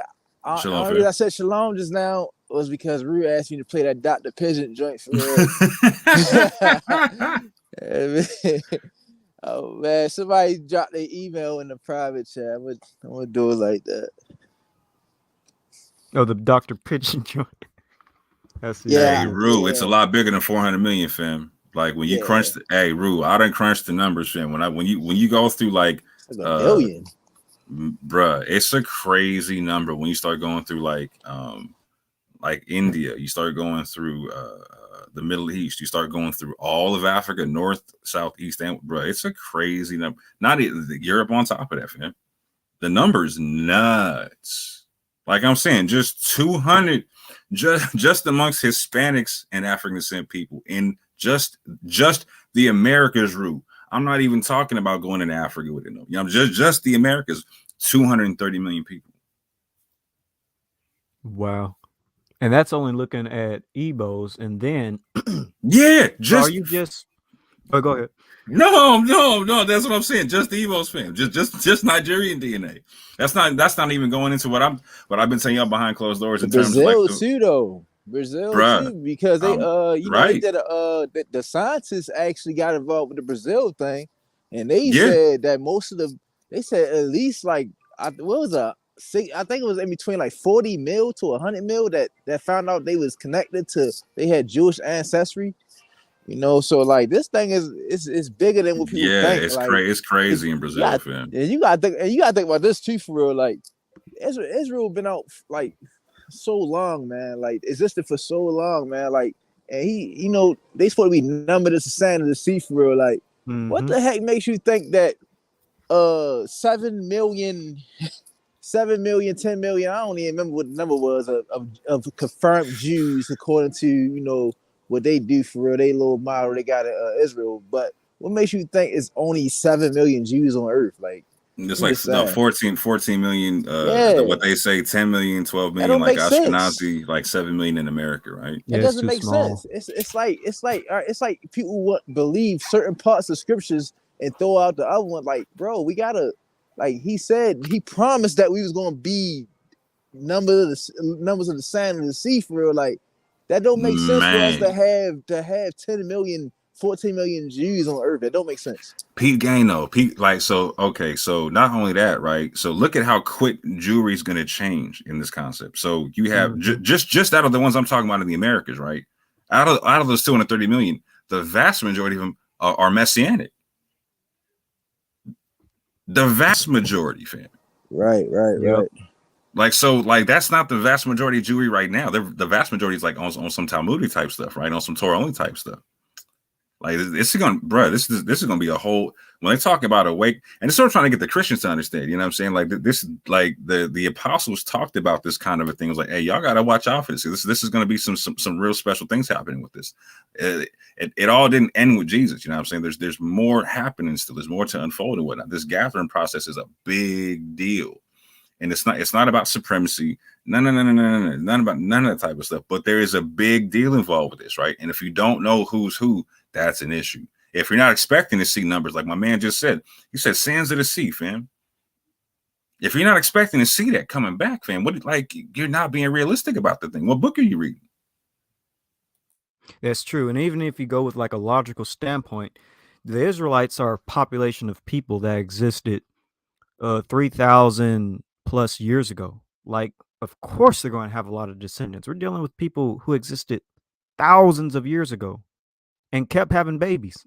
They didn't just stop out of nowhere. Right. Didn't just stop. And there was no birth control for the past 3,000 years. So, you know, you're going to have a lot of kids. And the Israelites were notorious for having, well, at least King Solomon and King David, Yeah, it notorious just for doesn't having make sense. children.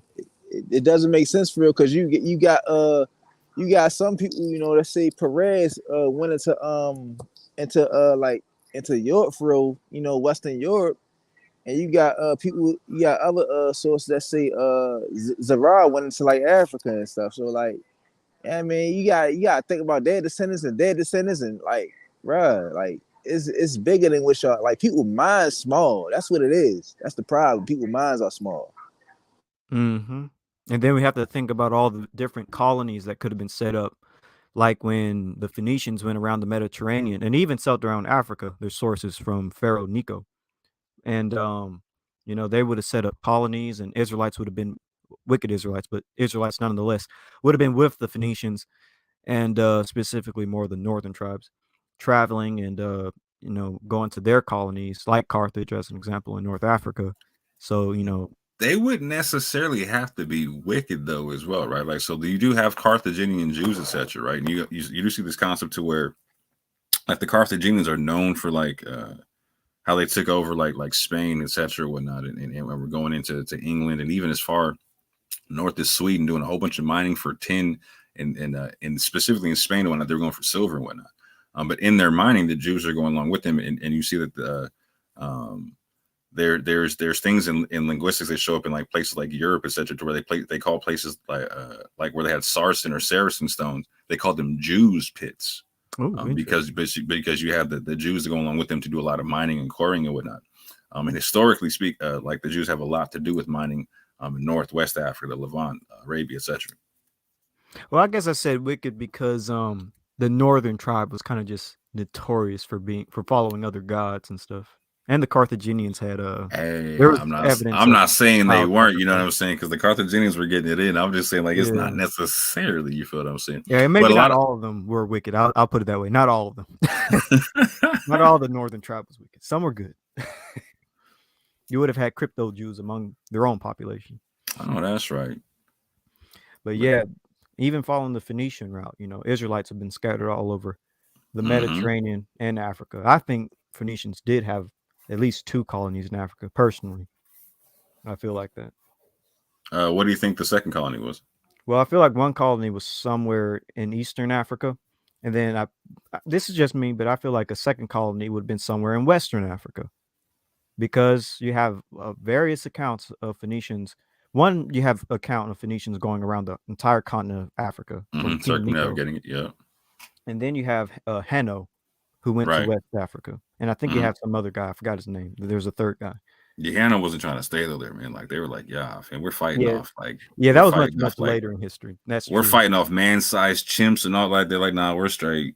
We're going back to the Mediterranean, my G. Yeah, that's true. But I do at least the Phoenicians from Pharaoh Necho's expedition. I feel like they had a colony somewhere in Western Africa, because Interesting. around that time you do see the Nook civilization, and out of nowhere they have horses and metallurgy and other stuff. So, what do you feel like about the Phoenicians potentially making it to America with the mitochondrial haplogroup X, etc., showing up here? That's interesting. I would say, let's see. And your shoe dropping that source about E1B1A being in all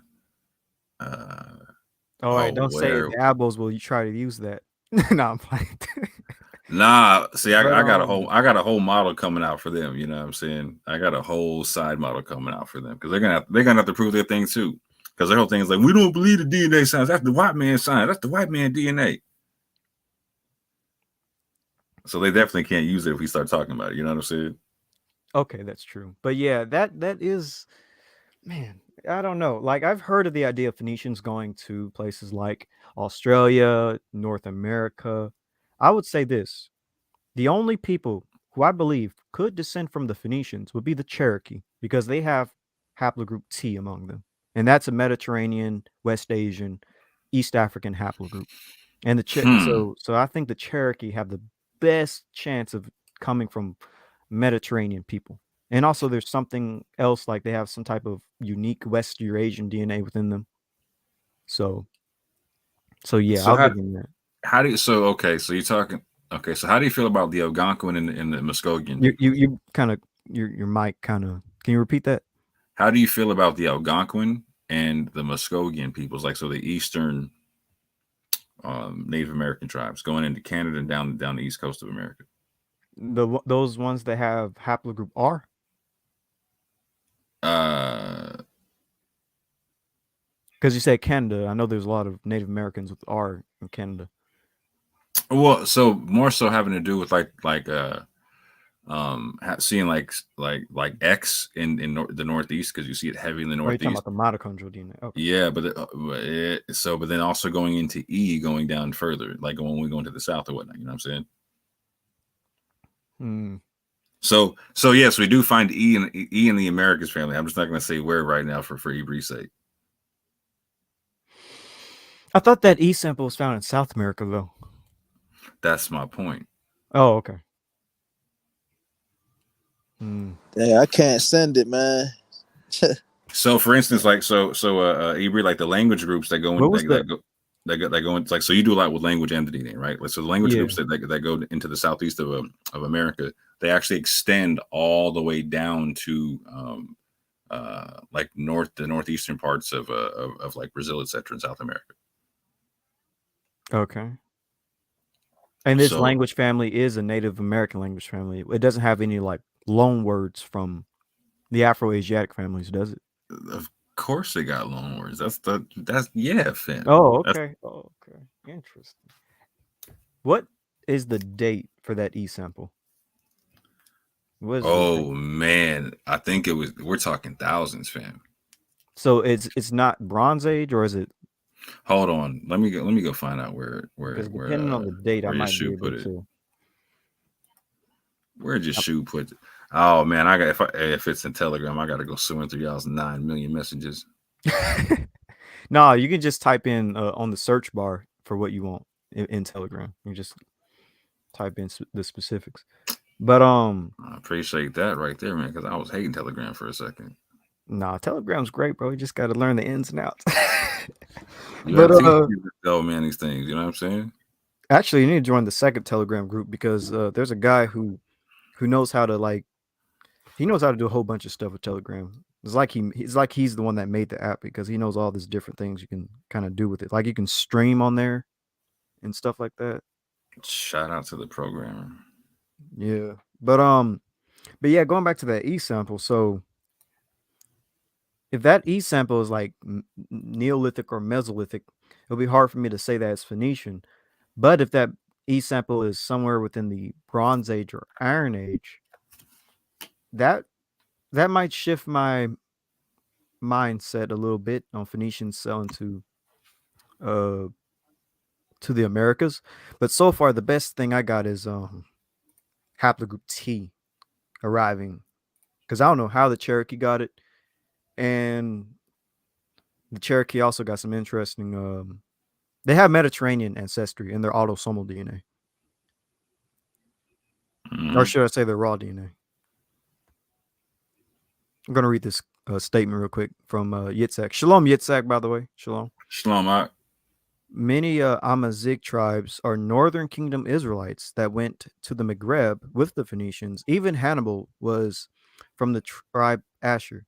Hey, Yitzhak, what's your thoughts on Amazigh Algerian Jews? Would they also be Israelites? Not Jews, but Almazigh Algerians. Would they be in that branch as well? I'm curious.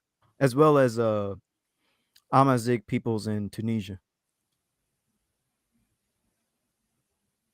I'll wait for you to type that in.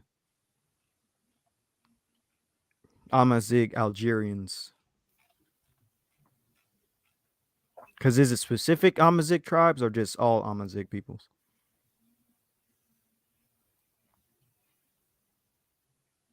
I know the Tuareg have a pretty good chance of being Israelites. I was looking at some YouTube videos. I don't know. They What got is the his whole name? E&J block party popping off with the Tuareg. Yeah, and actually, I was looking at some YouTube videos of a bunch of women taking African ancestry DNA, and I found that a lot of black women test for the Tuareg. Mm-hmm. I was like, wow. Shout out to Tina Turner. She gets Tuareg. And by the way, I remember Teo saying something equivalent to that autosomal DNA can tell you what African tribe you come from, but haplogroups can't tell you what African tribe you come from. Yeah, tell Yet that to Rick Kittles. African ancestry can tell you what African tribe you come Literally from tell based that on to Rick haplogroup. Kittles. They got the maternity test. They got the mother side and they got the father side. You can do for $300 a piece, man. Bro, it's so crazy. And I took their test, by the way. That's how I found out I had I'm not gonna say what I have, but that's how I found out I connected to the certain African tribes that I connect to. I don't want to explain it right now, but So does it say you're Fulani or no? yeah. As Yeah, well yeah. as some other interesting people. I'm going to go ahead and say it because maybe the ops aren't watching, but He said Ful- maybe they're not. they might not be. It might be, maybe the tornado that's hitting my house swept them up like Dorothy. Bro, But so we're talking about Iceman Israelites, and you're talking about how you actually connected to people in Africa. Why don't you, if you don't just go ahead and break it down? no, it's because it's the other ops. It's Jacob Israel and Laban. Okay, so we're talking about chat rats that won't ever debate. No one even knows who they are. Like my All G. right. You're right. But basically, I connect with Tikar, Hausa, and Fulani according to the African ancestry. Mm-hmm. And they all got very interesting oral histories of coming from the Middle East. Yeah, 100%. And you can see it again if you go with the Hausa and the Fulani fam. You tell me that don't look like a mixed multitude in DNA. Yeah. Oh yeah. They got. And on top of that, they come so the Hausa and Fulani come from a particular group of like people in West Africa. Forget you already. I'll let you break down the Fulani talking about like and their Israelite connections and whatnot with the Hyksos and all that type of stuff. However, they literally come from a group of people in the 16 to 1800s. They were practicing a very Israelite form of Islam. People were being forced to convert. People were voluntarily converting, etc. When they converted, though, they were doing their own thing with the thing, and they were doing things to where they were paying some. They were, for instance, like paying the tithes with their zakat. This is not something that's normal or even known amongst normal Muslims and whatnot. You don't see people tithing where they pay a tenth of their rice, their gold, their grains, their indigo, their whatever. They're not doing that, fam. They're not doing that. So when we see my G Ebri talking about his past and talking who he connects to, not just understand he connects to people. He's telling you right now, he genetically connects to people, which you're not supposed to be able to do with Y haplogroup. He genetically connects to people who were practicing Israelite traditions in West Africa. Yeah, the Tikar, House, and Fulani are definitely some of the easiest people to link to Israelites. Like I know the Tikar have a tradition of coming from the Arabian Peninsula. The Hausa have a tradition of coming from Iraq, and the Fulani have a tradition of coming from somewhere in the east. Mm-hmm. So, or in the north. And so yeah. And also, I was asking you that question, by the way, Yitzhak, because on my PCA plot, I'm just telling everybody everything now. But on my PCA plot, I actually I'm genetically closest to, like in technicality, I'm genetically closest to Algeria, Amazigh people in Algeria, like Berber, Algerian Berbers. Yeah, And which also makes a lot of North sense. African Tunisia. Which makes a lot of sense if you have Hausa and Fulani overlap, particularly with the Hausa, you know what I'm saying? Because you're going to see them like in southern Algeria, etc. all day, you know what I'm saying? Like, and the Fulani go everywhere, bro. Like, Facts. They're just everywhere. That's why I keep telling Laban on Facebook, like, bro, stop calling me. Stop calling me Bantu. I'm not Bantu. Well, you are and you're not. You know what I'm saying? Well, But like, I am. I guess I technically I do have you're Bantu. Yes. Bantu, you're Berber, you're all that, fam. Like, so That's okay, true. so like, That's so the true. Fulani are known to be a mixture of Bantu, Berber, Arab, all of them. And I also get Arabic in me as well. Yep. Yeah, and you're supposed to with the, like, okay, like, so okay, so for me, I'm EM 132, right? If I took the African ancestry test, I don't need to drop 300 because of my haplogroup, right? I know who I'm connected to, right? It's so rare. It's me, same thing. Fulani, Hausa, all of them. You know what I'm saying? Wolof, you know what I'm saying? Mandinka, all of them. You know what I'm saying? But you see, like, even with the Hausa and Fulani, bro, they're over in Sudan kicking it. And Ethiopia. Yep. You feel what I'm saying? Like, they're all like, bruh. I mean, I have some Sudanese a little bit, and it Man, matches with the map of the Fulani. I should show you it. I'm gonna post it in Telegram. man, I got the horn in my DNA. You know what I'm saying? You got Shari with Somalia in her DNA. You know what I'm saying? Mhm. Shari got it. I gotta find more people who has that. Bro, the majority of people I know got East African DNA as African Americans. You know what I'm saying? Gene flow. Yeah, we got a bunch of either Kenyan or Horn or both, and most of the time it's both, which makes a lot of sense. In the Kenya is typically Luya, which is interesting because of that genetic paper that says all Jews have Luya, Bantu, and Yoruba, West African. Right, and shout out to the Yoruba and whatnot in the sense to like, so you can see to where the Yoruba literally have haplogroups that go back to that the Luya connect to in Kenya and whatnot. You know what I'm saying? Mm-hmm. Luya and Yoruba. Yoruba are another interesting people. What's that guy called? Derek Lang or something? Mm-hmm. He has a lot of interesting information on the Yoruba. Right. Yeah, and the Yoruba and the Igbo have a lot of overlap and whatnot. A lot of overlap. Did your 20 what did your 23andMe say for your Nigerian DNA? Have they given you anything yet or no? No, I still haven't had an update. So hey, I don't think I have Igbo. No, I just want to know what they said. Period. I just want to know, like, if they're because I do believe, I gotta double check, but I actually do think they give you Fulani in one of those areas too. So they could. Wait, have they updated with Fulani? They have Fulani as a potential update. Yeah. Okay, I might have to check then. I haven't looked in a while, but from what I looked, it just gave me the general Nigeria. Haven't told me if it's Igbo or Yoruba or or whatever. They haven't said it yet. I guess it's taken a while for them to get to my DNA. Maybe in like a couple of months. Hopefully like a couple of days, because I've been waiting on it. But I recently purchased. Wait, what? When was the last time you looked? I don't know. Let me just look now. I'm not gonna show it because the ops, but and not the tail ops, but the Jacob Israel. You don't want to show everybody how much more African than they are. You are. I got you. I am more African than tail. I will say that. I'm way more African. Both mitochondrially, both YDNA, both autosomal. All. Hey yo, I was cracking up when I seen that. I said, "Oh man, they think we white and defending white people, man, because of that." Oh boy, it is crazy, man. You gotta laugh at that, man. That's crazy. How dare y'all got the nerve to defend white folks? It's nonsense. It's so hilarious. Like after that, I just like, oh man, this is going a whole other route. This is crazy now. Yeah, all you can do is laugh at their rhetoric. Because it's just a skit at this point. It's a smoke screen, man. Facts. It's a smoke screen, man.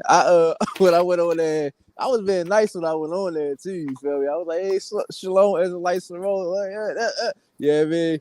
And I was like, "Man," they start talking about that stuff. I put it in the super chat. I was like, "Hold up, though. They Autosomal was like yours." They was straight deleted. I think he gave my money back guaranteed. I don't know. And it's funny that they haven't even showed their MtDNA. You would at least think that, okay, I'm not going to show my YDNA, but can't you at least show your MtDNA? Like, at least show that that's an L marker, but they don't even show that. So I got a hunch that it most, again, given the area that they're from, it most likely either goes back to a European marker or it goes back, because again, they got a quarter European DNA, right? Yep. But they also have a little bit of Native American DNA as well. True. So I got a hunch it's either Native American or it's European mitochondrial DNA. More than likely, because they're not showing it, and they've taken 23andMe. We know 23 does your MtDNA. Like, Yeah, they give you both. I only want to show that. That's what I'm saying, bro. Like, so they're willing to say that they're G2A4, knowing that goes back to the Iceman. So why wouldn't they say what their mitochondrial is? Mm-hmm. That's true. Like, why didn't they point that out in the very first video? Or in any of them, fam. Any, like. Dang, man, mine's 78%, man. I ain't even black no more, man. Dang, that's messed up, man. I feel bad. Yeah, you're a white boy. Dang, yo. I knew something was up, man. And apparently my mom's Ashkenazi, so. I mean, my mom is Jewish. Yes, I will agree. She's Jewish. She's not Ashkenazi. You know what's funny though? No, what makes it like kind of like funny to me is that they're trying to make it seem like we're saying like they're like black people just not Israelites. That's what they really like trying to say, bro. Like that's not what we saying, bro. And that's messed up that they doing a audience like that because that's not what we're saying. I'm definitely saying that all black people ain't Israelites. Yeah, I'm definitely saying that. I'm definitely saying that the Negro is not the true Israelite of the Bible, right? There's more than just the people that came off the slave ships as Negroes that are going to be Israel or worldwide. They was talking about earlier for real, like, man, buck breaking in the scriptures for real, and they ain't meant buck breaking. I was like, yo, they is straw man in the crap out of the scriptures, yo. Like, oh my goodness, why are they bro. talking about that? Like, what the? Because man, they gotta keep you traumatized, fam. That's the whole thing, fam. They gotta keep you traumatized. It's a black liberation movement, man. Like, come on, man, keep it a stack. Like, it's a black liberation movement. Everybody been saying it. You feel me? I hate to say it. You feel me? But it is what it is. It's not even a black liberation movement, right? It's a black supremacist movement. It's a right? cult. That's just call it cult. It's a cult. Yeah, I can't disrespect the Black Panthers like that. They did a better job. Yeah, the Black Panthers at least accepted white people. Like, if you study the Black Panthers, they had white people. They had a Rainbow Coalition. Yeah, they had a Rainbow Coalition. Yeah. They was at least doing stuff in the actual neighborhoods and whatnot. You know what I'm saying? Like, you're not seeing none of these cats on the streets, fam. They trying to sell you DVDs and shoes and whatnot. You feel what I'm saying? Like, they're making they're trying to pimp the awakening on some put some money in my pocket type stuff. Like, no, man. Right. That's not what this is. And I don't even know what videos like Teo has even, I already said it. So that Teo has even been making. Like, what new information is he putting out other than the same stuff over and over again that people already know? Like, the stuff about Black Jews and all that, Yeshub's been put out videos like that long before the Teo channel existed, because Yeshub's channel is a couple of years younger or older, should I say. Facts. And so it's like he's just putting out old content, saying the same stuff again. And with the money he does have, what has he done to help other people? They should be buying books though, like on the real 100 tip for real. Just in case he like they spying for real. Like, bro, go buy some books, bro. Like, it's books that I want that cost thousands of dollars. Like, I know y'all got it. It's just no way y'all should be out here teaching the type of stuff y'all do. You feel me? If y'all got the money to spend on knowledge, this is ridiculous. It's stupid, yo. Yeah, it's just wild. That's how it works when you're upper middle class. You're oppressed in captivity. You know what I'm saying? That's another thing about the Deuteronomy 28 curses. I'm pretty sure they ain't living like people in California right now without a house. I bet you Teo and them got a house and internet and food in the fridge and clothes in their drawer. Bro, my brother is homeless right now. His father is Italian. His mother's North African. His stepfather, who he calls his own father, was of African descent, right? That's but just a poor Edomite. Man. Bro. Okay, but his grandfather, right? His grandfather got the same paternal ancestry as Dante. Oh snap! He has E-M. Our maternal grandfather has EM34, right? Relatives, interesting. Yeah, we're related to all half Italian, half North African. Roughly, yeah. Interesting. All right. He's a Mediterranean mud all day. You know what I'm saying? He fits the curses. But he's white, sir. Oh no, never mind. Well, it depends on the time of the year you catch him. You know what I'm saying? In the summertime, he gets quite brown. You know what I'm saying? But that's how it works with North Africa and the Mediterranean. You know, so it's not like he doesn't have any kind of sub-Saharan. Like he's Mediterranean, so you already know that there's some gene flow there, right? True. Do you know what I'm saying? Yeah. But yeah, if you look when he was in jail, he would run with the white boys and Hispanics and whatnot. You know what I'm saying? Because that's how he looked at whatnot. You know what I'm saying? And in the summertime he looks Hispanic, and in the wintertime he looks like a regular white, like a really light skinned Northern Italian or something. You know what I'm saying? But he's got black hair, brown eyes, olive skin, etc. And he's homeless as hell right now. Do you know what I'm saying? Like a bunch of other people out on the street right now. That if you, I'm in the West Coast of America, fam. You go up and down I-5, it'll break your heart, my fam. It'll break your heart. There's over 150,000 homeless people in just California. Do you know what I'm saying? And let me guess, they're of different races. All different. The majority of them are European. That's the cold part, fam. I believe it for real. I believe that. Yeah, but all different races. You know what's crazy? They was having this argument for real. What was that yesterday on Clubhouse? They was talking about like African Israelites from real. Or I don't know. I think it was African slavery versus African American slavery and versus Brazilian slavery, and they was like started yakking at each other like real bad over that, man. I was like, that's crazy. And my oppression is worse than your oppression. My captivity worse than your captivity. Yeah, like oppression Olympics. You know, I really hate those type of dialogue. What they was like they had some Brazilians on there. You feel me? Like some Brazilian Israelites from there. You feel me? Afro-Brazilian Israelites. And they was talking about like how their system recently was broken. Like they was the last system to be broken for real. You feel me? And they was like, man, like they still like how they doing them down there.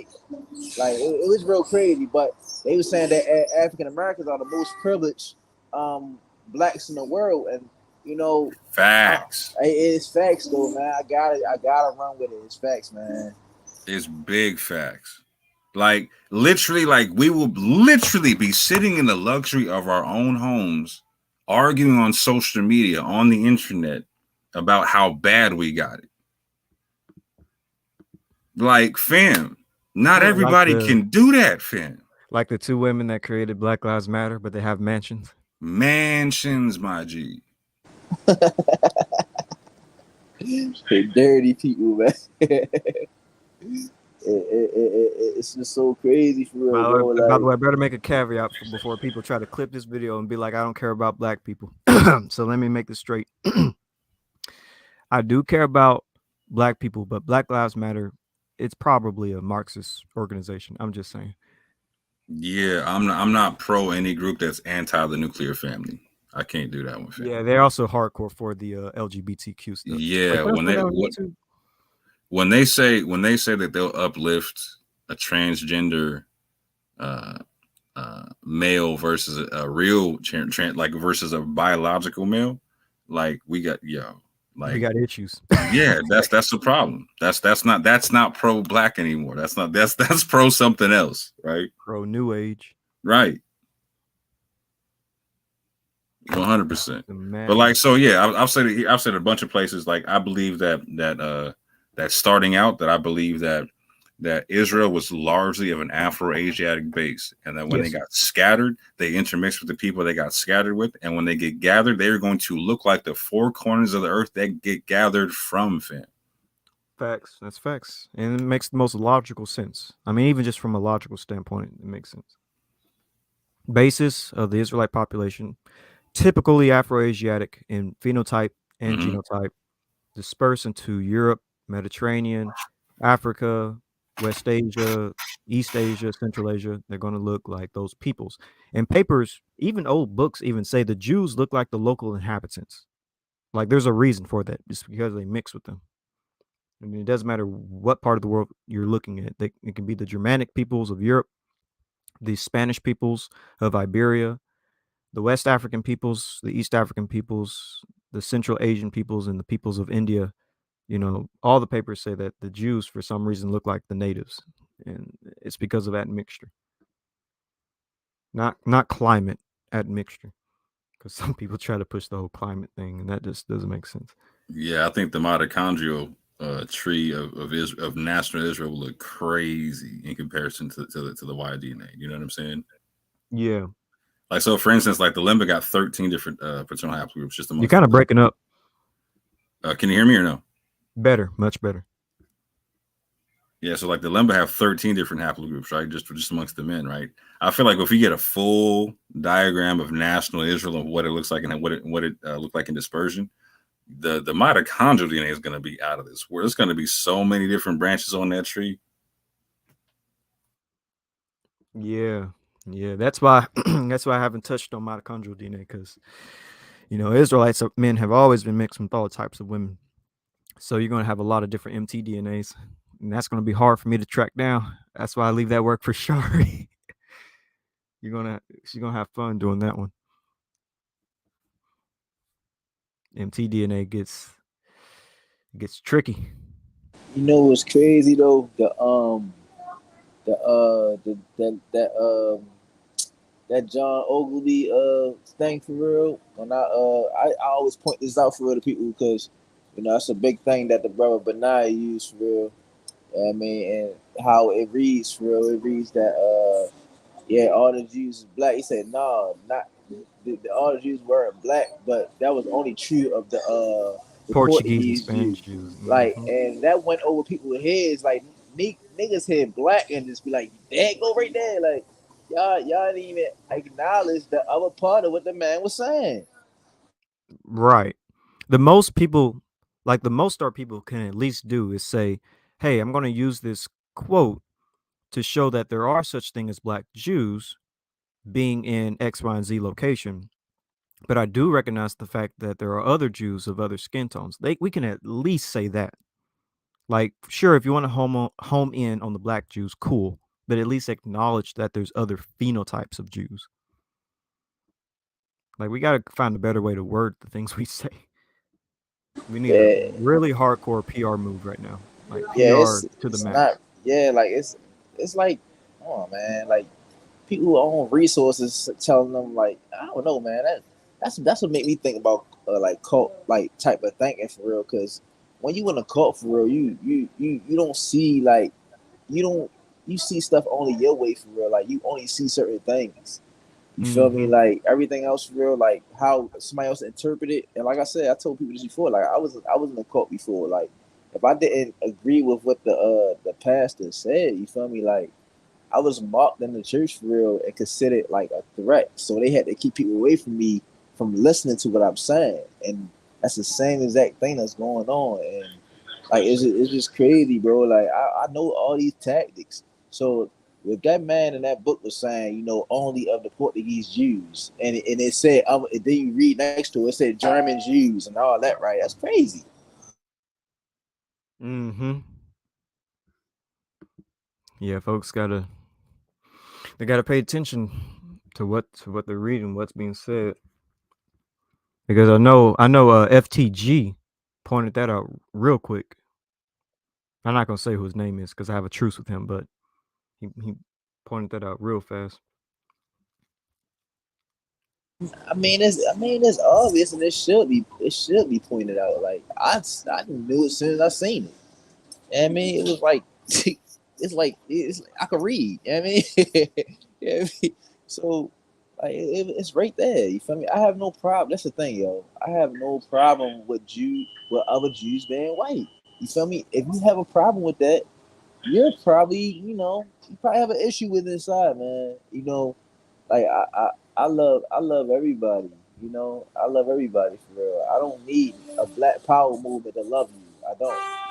I don't. Yep. And the scriptures technically even teach you to like treat your neighbor as yourself. And I know people say that only is for the nation of Israel, but I feel like you can extend that to other people as well, even that aren't in Israel, because by your fruits they're going to see that you are different. That you're not like you don't hate me because of my race. still treat me good as though I am your people. Like, I think that is powerful. That's the whole like that's the whole teaching the Torah though. Like, you know, I said this on Clubhouse. Like the whole teaching the Torah is like, you know, to love to like still show the stranger love. Like, seem like Negroes don't even respect the sojourners. Any like if they, I'm convinced for if they see a you know, a regular white person, not even no Jew, you feel me? You know, see a white person like, yeah, I mean, I think I want to keep Torah for real. I think I want to be grafted in for real. 'Cause it's a church called the Grafted Church. You know what I mean? A bunch of white people in there. You feel me? And they love the Most High. I wonder if they will accept them. You feel me? As sojourners, because they literally made their church the Grafted Church, so they're saying it as sojourners, right? Mm-hmm. I mean, like, would they accept them? I don't think so. No, they'll. I ain't even gonna say what I was about to say, but you know what the camps will say. The One West camps. There'll be something in the kingdom, all right. But I'm Yeah, not gonna say it. they'd be like they trying to steal our culture. Nah, they ain't even they don't even want to be Jews. They just love the culture and like feel like that's the way that the Most High want us to go. You feel me? That's why they do it. You feel me? But if they tell y'all they serve like they grafted in for real, and y'all still tell them that you know they can't do that for real, and they culture vultures and attack them, y'all niggas is crazy.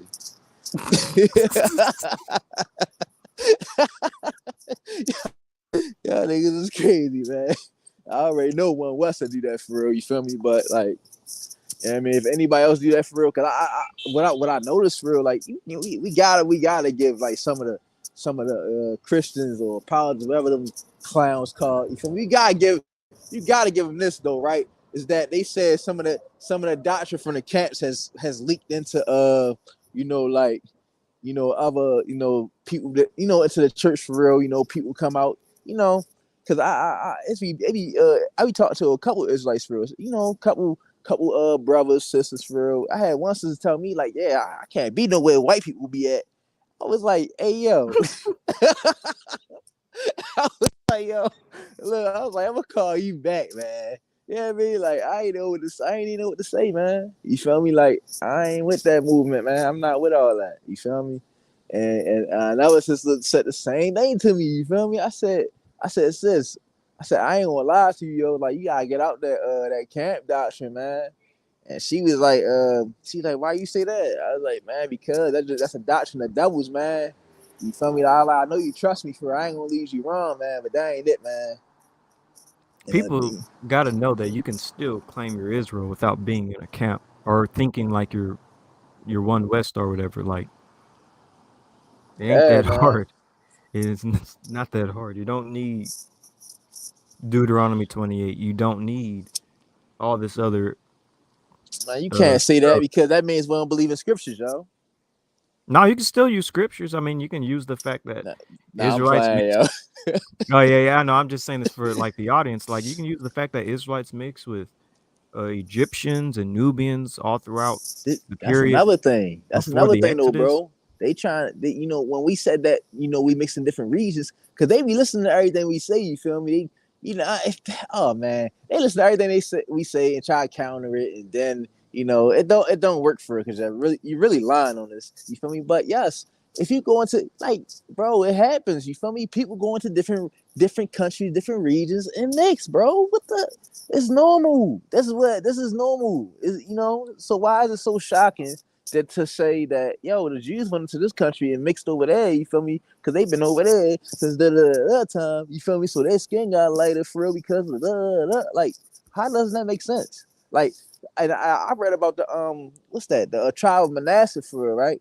You know what I mean? And how they was wandering and I can't remember what area that was, and you know, one of them countries took them over, and it was accounts. It was accounts from various countries saying like, yes, you feel me? That's how I found out the Ashkenaz, you know, was like a legit for real. You know, not all of them, you know, but like that small percentage of them for real. You know, and like how they mixed in with that certain region right there, and that's how they got the phenotype they got. You know what I mean, Hmm. but I say something like that, you feel me? Somebody replay that back. You feel me? And try to flip it. Nah, y'all niggas racist, man. Y'all crazy.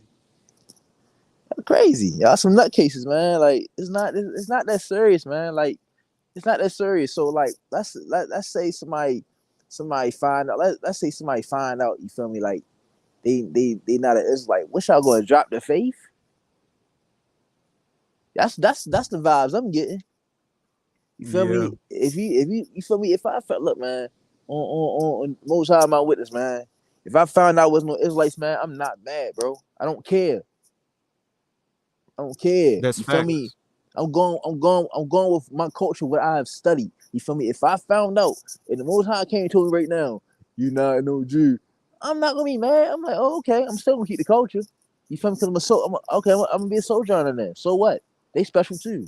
So I mean, but hey, you know, before this movement, and I think who is that said that before the Israelite movement, right? Before the Israelite movement, everybody was on that Kemet stuff for real. You feel me? See, everybody battling us because they feel like we took their members. Mm-hmm. Yeah, I mean, the church mad at us for real. Kemet mad at us for real. You feel me? Everybody else don't care. Everybody else don't care, but the black church and the black conscious community, they care. You know what I mean? And this is why we gotta this is why we battle them so much. You know what I mean? That's why we battle them so much because they losing money off of this for real. People pockets are getting empty. You feel me? This is not even what we trying to do. We're not trying to do that. You feel me? We're just trying to teach you that we're not daggone African Americans, like daggone bywords and stuff like that. Like that's a continent in a country. You feel me? Then y'all calling us a crayon color. I ain't never seen no black person for real. You feel me? According to the definition of black, I ain't never seen it. You feel me? So like, it's just a bunch of nonsense, bro. Like, I just was searching for answers for so many years, and everything just made sense. I'm like, oh, okay, this makes sense. I'm gonna go deep into it. Yeah. I would like I always tell people, I was a believer before I became an Israelite, and I can still believe, even if I'm not an Israelite, because it's at the end of the day, it's still a faith system, and I Yeah, think it's people still kind of faith. You forget feel that. me? Look, whole time though, and the Tanakh and all that for real, like, you know what I mean, like, man, he was in Israel, but man, for not believing, man, he wasn't playing with them, man. He's still not playing with y'all now. You feel me? You feel me? People got all these 50,000, 60,000 followers for subscribers and stuff like that. A lot of you Negroes not even going, you feel me? And I pray I make it to the kingdom, you feel me? But don't think just because you black, you going to the kingdom, bro. Like pipe down. You feel me? No. That's not how this works. Just because you a Hebrew, that don't mean nothing.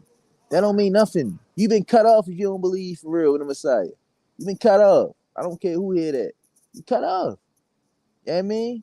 So all that hard work you doing out here teaching people, you feel me, that they Israelites and stuff, it don't mean nothing. It don't mean nothing.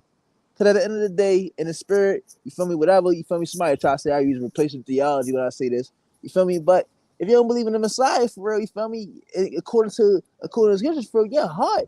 You ain't even know it. Yeah, he ain't even see his people for real. So, you know, like, I mean, like people gotta understand that too. But and we don't see people preaching that though. You feel me? It's everything is about, you know, about Africa and all that. We don't even show the Brazilian brothers no love. You see, they was just beefing on the clubhouse. Niggas beefing with the Brazilian brothers, like because they said, you feel me, like, you know, blah. You feel me? Yeah, they went through hell down there too. You feel me? I mean, but we are privileged. I don't care what nobody say. Like, you feel me? I ain't gonna lie, bro. I'm a slick talking person for real. Police play at me, bro. I'm like, yeah, you better get out my face, bro. I mean, you do that down there, bro. They go, man, what? Do that down. If I do that down there, they gonna kill me. All the muscle. They know they don't kill me. All that black power stuff, Black Lives Matter stuff down there, that ain't gonna work. They gonna spray everybody. You You're said not they're gonna doing that. spray everybody. I'm telling you, bro. I'm telling you, people. I'm telling you, bro. They gonna kill. They will go in the house before we kill all y'all. You feel me? They don't have no civil rights movement down there. And I dare somebody tell me they do. They don't have no civil rights movement. You feel me? You get out of pocket. If they feel like killing you down there, you're gonna die and nobody gonna help you. That's just what it is. You know what I mean? That's being trampled to the ground. That's you being a tail.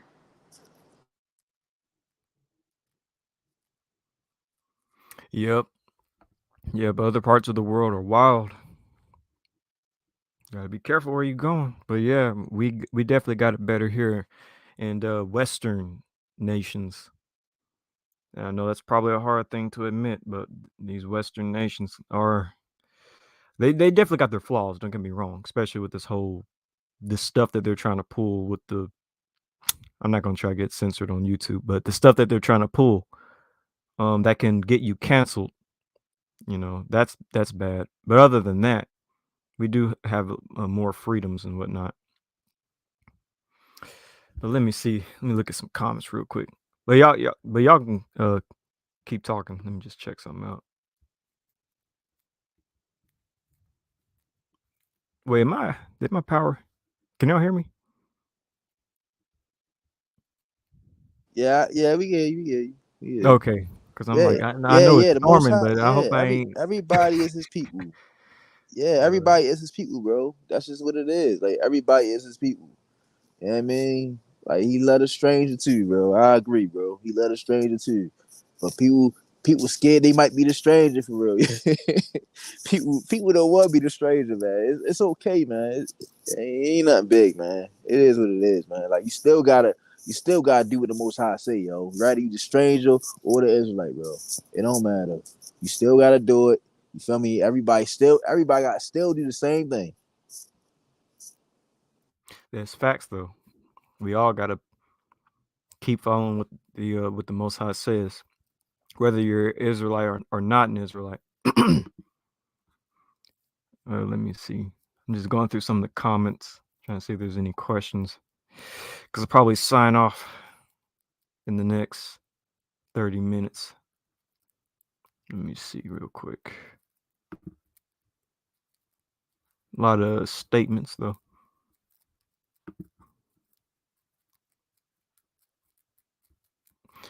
You know, Yitzhak, the 18th dynasty is a very interesting dynasty, especially when it comes to the Egyptians' um, STR analysis. Very, very interesting.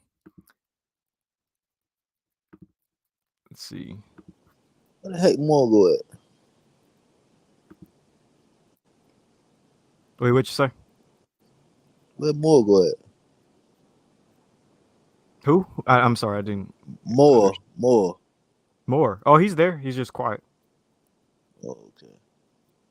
Does the Hebrew of Israel have any contact information? I do. Let me put my email in. Give me a quick second here. And we trying to spread love, for real knowledge, man.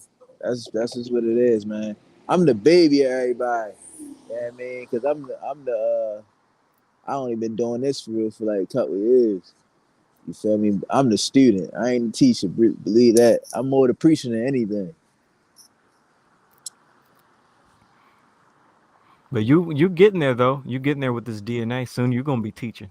Because you know, as they always say, students can't stay students forever.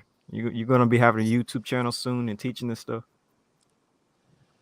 Because we I need all think our people to learn this. yeah, I'm gonna learn it for real, but you know, I wanna attack.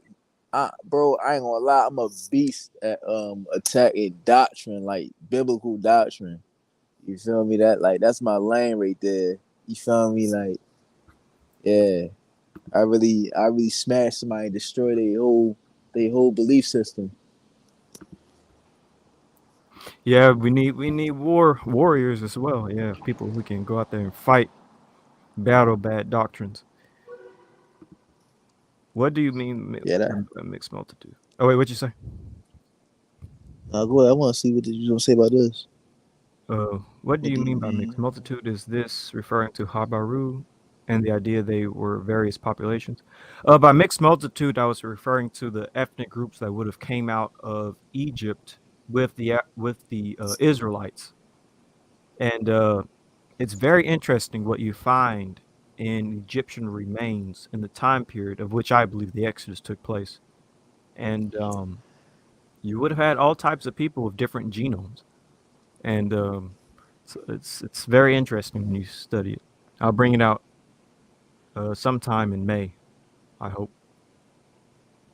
I pray, Most High willing. Let's see. What's your understanding on Multiman and his dating? I still stick with the dates of Multiman. I have to do some more research on him, but I understand he had E1B1A, and that's very interesting. But I have to do more research on who he would be when it comes to everything. Yeah, I sent that video too, yo. That Rue wanted to see. Rue probably gone though. He might still be here. Could some of the West and Central Africans be Assyrians, Chaldeans, or Elamites or Aramean? No, I don't believe West Africans and Central Africans could be Assyrians or Chaldeans or Elamites. I already have my ideas as to what those groups would be when it comes to like Y-DNA and even uh, autosomal DNA. But no, basically, I believe Assyrians, Chaldeans, and Arameans, who actually descend from Shem, I believe they will have E markers, but not E1B1A. They'll have a different branch of E, likely E1B1B, and some others, from what I've studied.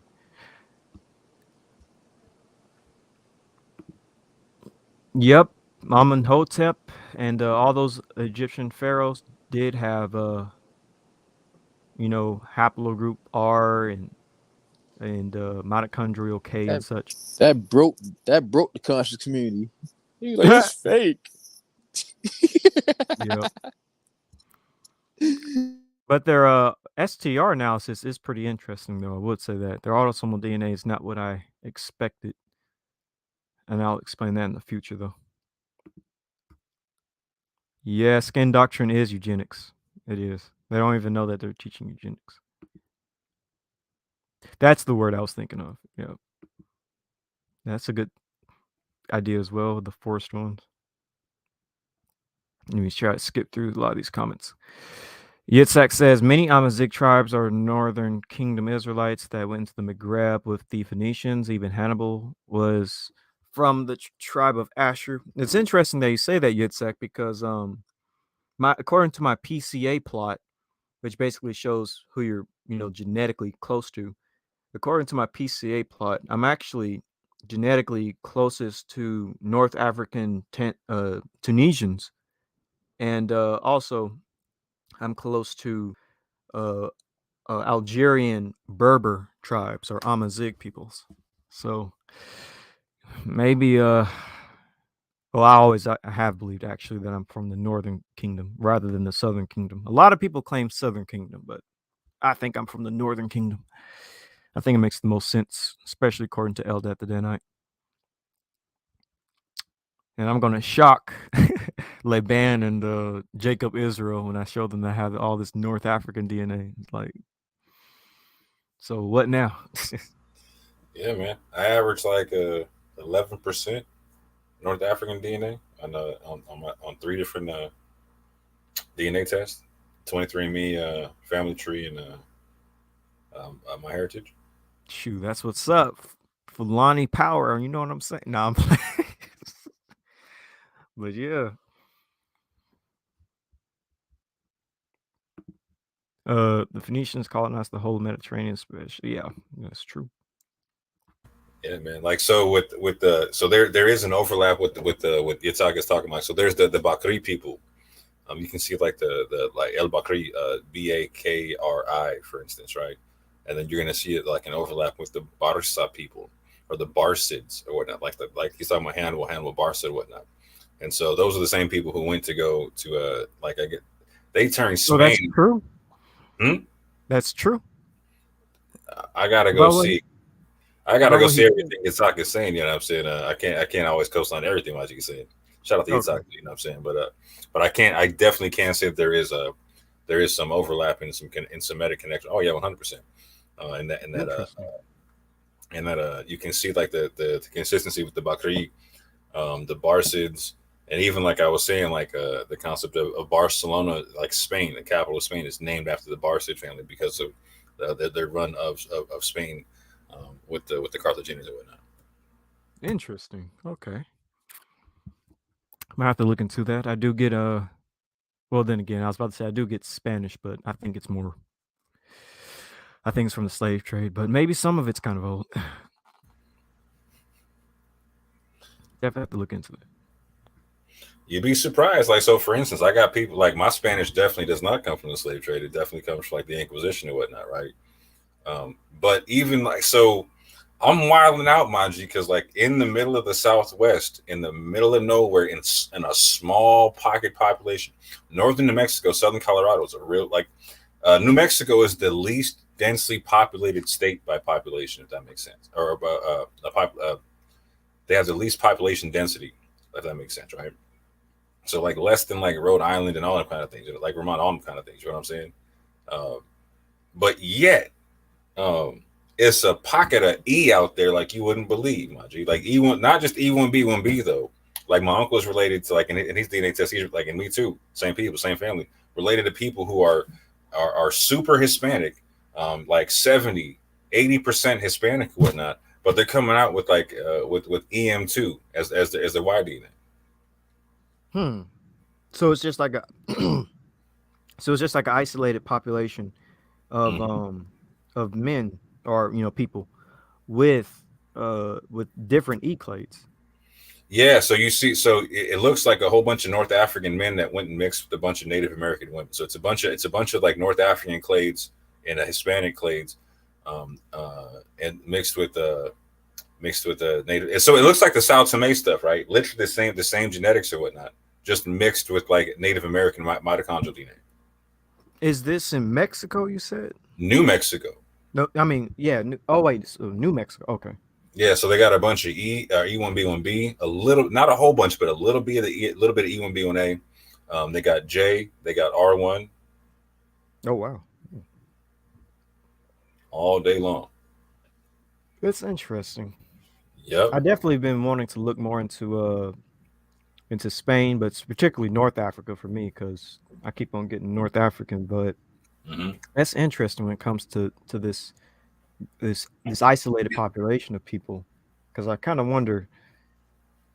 Like I wonder, I'm not gonna say I do, but I kind of wonder if I could match up with those people because I do have some Mexican matches when it comes to like genetic distancing when it comes to certain bodies we found. But you Yeah. said New Mexico, so maybe not. But Well, okay, but here's what I'm saying. Like, so my New Mexican people came up through Mexico. You feel what I'm saying? Like, so like we were like my mother's side of the family was in the Americas for 500 years or whatnot. You know what I'm saying? It's like we came into Mexico up into New Mexico. And so like so if you're coming up with North African DNA, there's going to be overlap with Spain or Southern Mediterranean somewhere. It's just how that one works. You know what I'm saying? yeah, I always get overlap with Iberia. So Yeah, that doesn't necessarily mean so I say it like this: it doesn't necessarily mean like slave master, and our DNA doesn't necessarily mean slave master either, in the sense to where like um, there was R in the Iberian Peninsula, like there was R amongst the South Tome people, right? Like so you're in, there's R in the mixed multitude, even in like if you're going back to like the Egyptian times, or whatnot, you know what I'm saying? true. So it never discounts you being like descendants from sojourners who also get inheritance in the land, fam. Big facts. Big facts. Yeah, I can't wait when I get to those Israelite videos because I'm gonna try to lay it all out when it comes to these different haplogroups being among what I typically call the proto Israelite genome and mix, because I feel like we should break these things down. Proto Israelites, the first Israelites, that basal Israelite population. Let me see. The Fulani and Hausa are way more Afro-Asiatic than the Igbo, Yoruba, that are Niger Congo. Yeah, I can actually agree with that to a certain extent. Yeah. To a certain extent, yeah, it all depends on how you look at it. Because, like I said, even with the Yoruba, they got a lot of people don't understand that there's East African and like Western Asian concept versions of E1B1B, right? And also with like the mitochondrial DNA, etc. You know what I'm saying? Like you can't rule that out in terms of like of that having Afro-Asiatic backgrounds and whatnot. True, that is true. So the Yoruba talk about an east-west migration as well. Like some of them talk about being linked to the Queen of Sheba and whatnot. You know what I'm saying? And so yeah, I've heard about that little, not temple, but dang, what is it? Like, well, I'm just gonna say archaeological site. That site that is said to be linked to Queen Sheba. Yeah. But they have DNA that links up to that east-west migration all day. Like so. Oh yeah, the Yoruba. They don't just got like they don't got just autosomal that links up with the Luya. They got haplogroup. They got Y DNA that links up with the Luya. You know what I'm saying? Oh yeah, I definitely believe the Igbo and the Yoruba. They obviously have a Afro-Asiatic deep in their, I would say, their raw DNA data. It may not pop up initially, but if you look in their deep DNA, they definitely have something. Yeah, I because do agree DNA does show that they have. Definitely, my fault. Go ahead. Well, I was just gonna say that the DNA papers definitely show that West African groups have a Levantine gene flow within them, but you have to look at their raw DNA data to see it. For the Fulani and Hausa, is just easier because it's more. You can just see it when they take a regular DNA test a little bit. Yeah, and I was gonna say that's because more of the gene flow as well. Like so I agree with Yitzhak in this sense. Or like the Fulani Hausa have more. So again, like I was saying, you can see the Fulani Hausa in Sudan right now.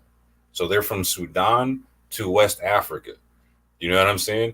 Like, so not only that, like we can see to where like when the Beni Hassan tribes came in from Arabia and whatnot, they were specifically, and certain groups of people, like in particular, were specifically like we're looking to intermix with the Fulani women and whatnot, right? So the Fulani are known to have Arab ancestry amongst them. And I don't mean like Persian ancestry. I do mean like Southern Arabian ancestry. Very similar and reminiscent to again, the Southern Arabian ancestry is going to look real similar autosomally to Ethiopian ancestry, etc. An ancestry from the Horn. That makes a lot of sense because I get Arab, Levantine, Egyptian ancestry when it comes to, that's how it's labeled together in the in my DNA test for a company. I think I showed you DNA Genix. Yeah, I'm intrigued about the one that Yashar took, man. That CRI joint. You know what I'm saying? You know, I actually bought that after I saw Yashar's video on it. I was like, okay, I need to buy that, and I actually finally bought it. So in coming April, I should have my results all the way in. You know, I'll do a private discussion with you. Yeah, a private build. I'm not going to reveal my DNA until well, actually, that's slightly a lie. I'm going to reveal my DNA in April, but I'm going to reveal my deep raw DNA data. I'm going to show everybody how much Ibero-Marusian and Natufian DNA I have, which I have a decent amount. Yeah. Do you have anything else that shows Natufian besides GEDmatch?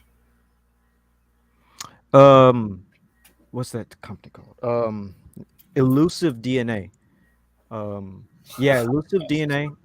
I came out with a very high amount of Ibero-Marusian DNA. Over, I'm not gonna say how much, but I got basically. I'll put it this way: I have over 10% of Ibero-Marusian DNA. You know, it'd be a trip is if me and Abu took that test, right? Like, so Abu is in like so. GEDmatch says he's around 30 some odd percent, 30+% Natufian,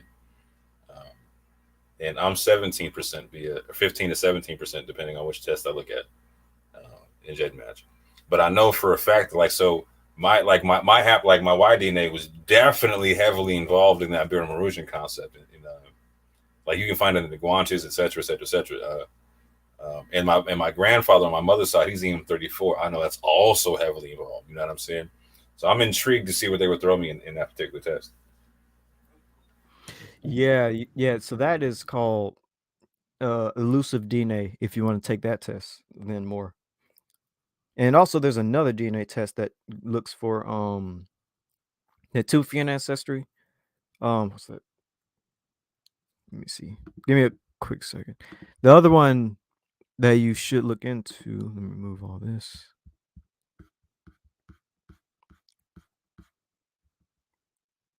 I got a lot of bookmarkers.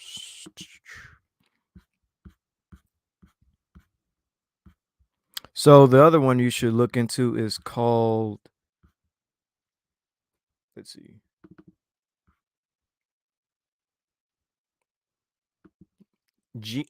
Genome Link.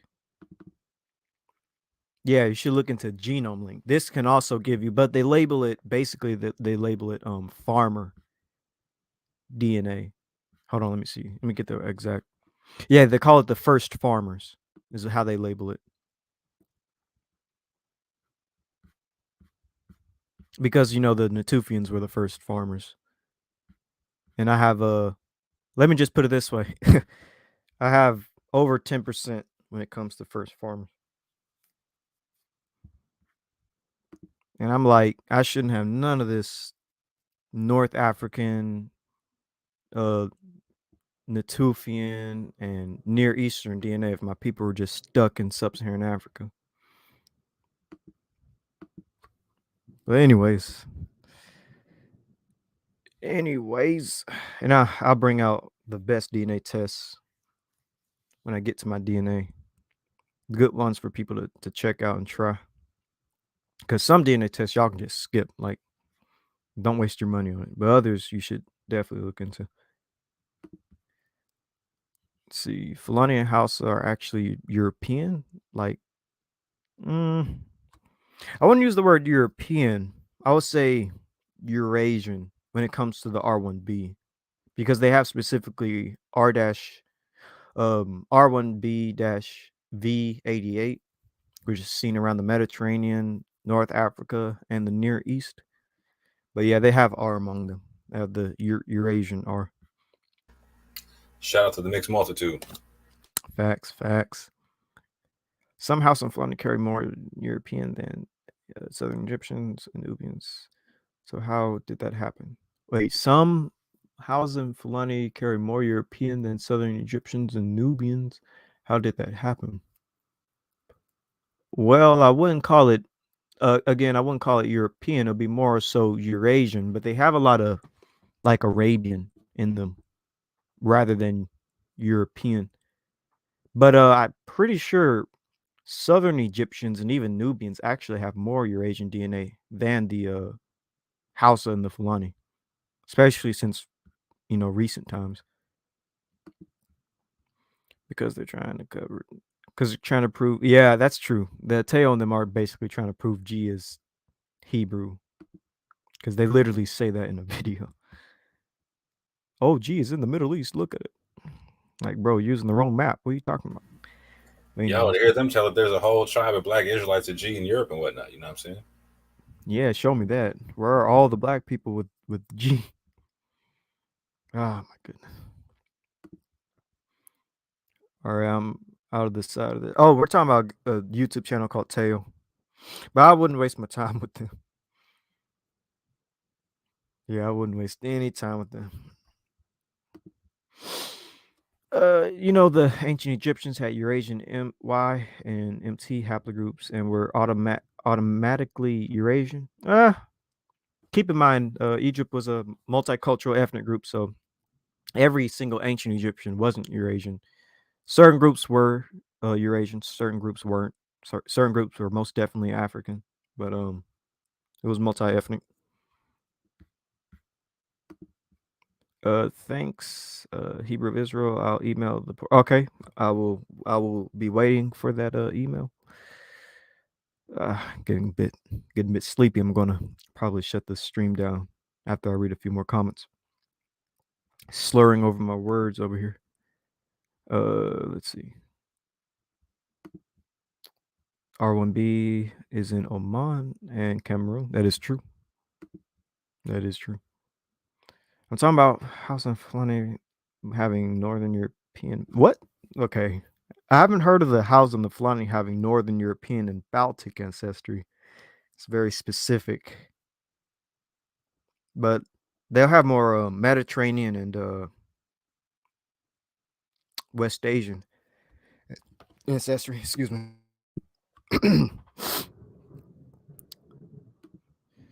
Southern Arabians, Yemenis, and Omanis have the Neolithic Levantine / Natufian DNA. They do, yeah. Them along with other Mediterranean groups and even African groups, but they have the most. That's true. I would say that Southern Arabians, Yemenis, Omanis, Bedouins would probably represent the best idea of a proto-Semite, in my opinion. My true ancestry said that my people was there centuries before the Moors came into Spain. Interesting. All right. There was a back migration through Egypt to West Africa. Also, Fulani was mixing and trading with Amazigh tribes, and the Amazigh had Northern Europeans as slaves. Yeah, I can see that. Fulani Hausa and few Sahelan groups have more additional Euro admixture, might be associated with the Sea peoples. That's interesting, but I don't know it's strange or that's interesting. Yeah, any type of power is bad. Black power, white power, Middle Eastern power, all are racist garbage. It's not a good argument that ancient Egyptian. Well, excuse me. It's not a good argument that ancient Israelites were black because they mixed with Egyptians because the Egyptians had a lot of Eurasian DNA. Yeah, the ancient Israelites, I would say phenotypically, the best example. Now, I'm kind of spoiling my future presentation, but the best example is that I would say Semites in general in ancient times looked like peoples on both sides of the Red Sea, and they would have looked like the more darker skinned Arabians and Bedouins and Yemenis. But again, keep in mind though that all Egyptians were not. All Egyptians in ancient times didn't have Eurasian DNA. There definitely was Eurasian DNA within ancient Egyptians, but all of them, uh, every single ancient Egyptian wasn't Eurasian. There was some diversity, including Africans being there, and there's some interesting genetic papers that reveal that fact. Yeah, and I'm of the mindset that like the ancient Israelites and ancient Afro-Asiatic stock look like the like Somali people and a lot of like the Afro-Asiatic people you see in Georgia, etc. Oh, Like my man saying like he's like the both sides of the Red Sea without the Tahama culture and other stuff in the by the Niger by Nile River, etc. interesting. That makes sense. For my model for ancient Egyptians, I guess I would term it this way: the proto Mizraimians, like people who would descend from the biblical Mizraim. I would say that they would be more so akin to Haplogroup A markers, and they would be more so Nilotic, Nilo-Saharan peoples. And the reason I say this is because there's some interesting papers on the idea of very very early Egyptian being way more Cushitic, and then over time it changing with a lot of Levantine groups coming into Egypt and mixing. And so I would say that the proto Mizraimians, I guess you can say pre-dynastic Egyptians, and a little bit of Old Kingdom Egyptians would be way more Nilotic. And then through Eurasian, that mixture that would change over time. And so that can kind of come out to that Somali looking phenotype and genome and stuff. So yeah, because I feel like all the sons of Ham were genetically and linguistically kind of similar. According to M. De La Fosse, probably said that wrong. The kingdom of the Takar existed north of the Senegal from the 8th century when it was invaded by the Judaized Syrians. Yeah, I heard about that source, and that's why when it comes to the like the Tikar people, like there's some interesting history on them. But he said the kingdom of Takar, so maybe that's not the same thing. That's actually the Senegal Empire of the Fulani, descendant of the immigrants that are. Yep. Yeah, there's a lot of sources that talk about the Fulani being Syrian Jews and such, which is kind of interesting stuff. Uh, You think House of okay, that's already yeah.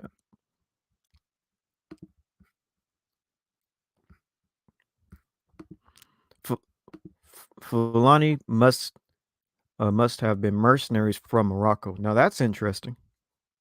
Mercenaries from Morocco. Interesting.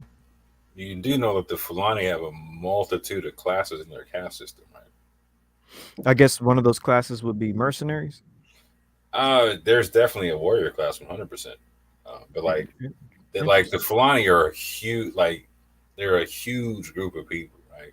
And a lot of them did leave North Africa and whatnot. But to say that they're all they call them mercenaries, are just that doesn't vibe well with like the entirety of their structure. You know what I'm saying? Some of them definitely from the warrior class, but they got a lot of the people to them and whatnot.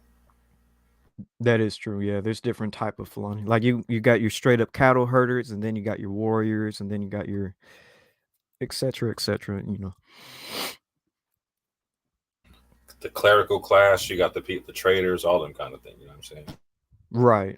Traders, people who live in the markets and stuff. Yep. Wandering Fulani like the wandering Aramean Abraham. History tell you Fulani spread Islam. Yep, they were part of the spread of Islam. Yep. Guys, in the house.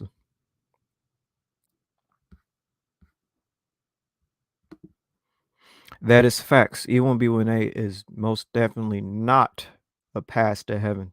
And that's something Teo and them would never like play in one of their videos. Like I don't think haplogroups are going to save you. They call us the cult of E, but I don't think haplogroups are going to save you. But they literally think Deuteronomy 28 is going to be the thing that makes you enter into the kingdom.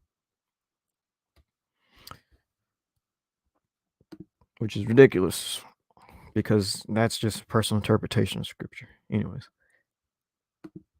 My Moroccan DNA match with Guyanian Fulani match do show a common ancestor. Interesting. I like finding out other African Americans with North African DNA. Because I always heard of this idea that, oh, African Americans, you have nothing to do with North Africa, you culture vultures. And it's like, then why are we popping up with North African DNA? Yeah, why do so many people in West Africa have a migration pattern that says we went from East Africa to North Africa to West Africa? Exactly. It's like, we're not culture vultures, bro. We got the DNA. Relax. A misconception. Yep. Let's see. Put my email in, by the way, for people that need to contact me for whatever reason. And also the StreamYard link is there, even though I'm about to close out. The StreamYard Direct all your hate mail towards Ebree, please. And I'll direct it all to Danoy. I know that's right.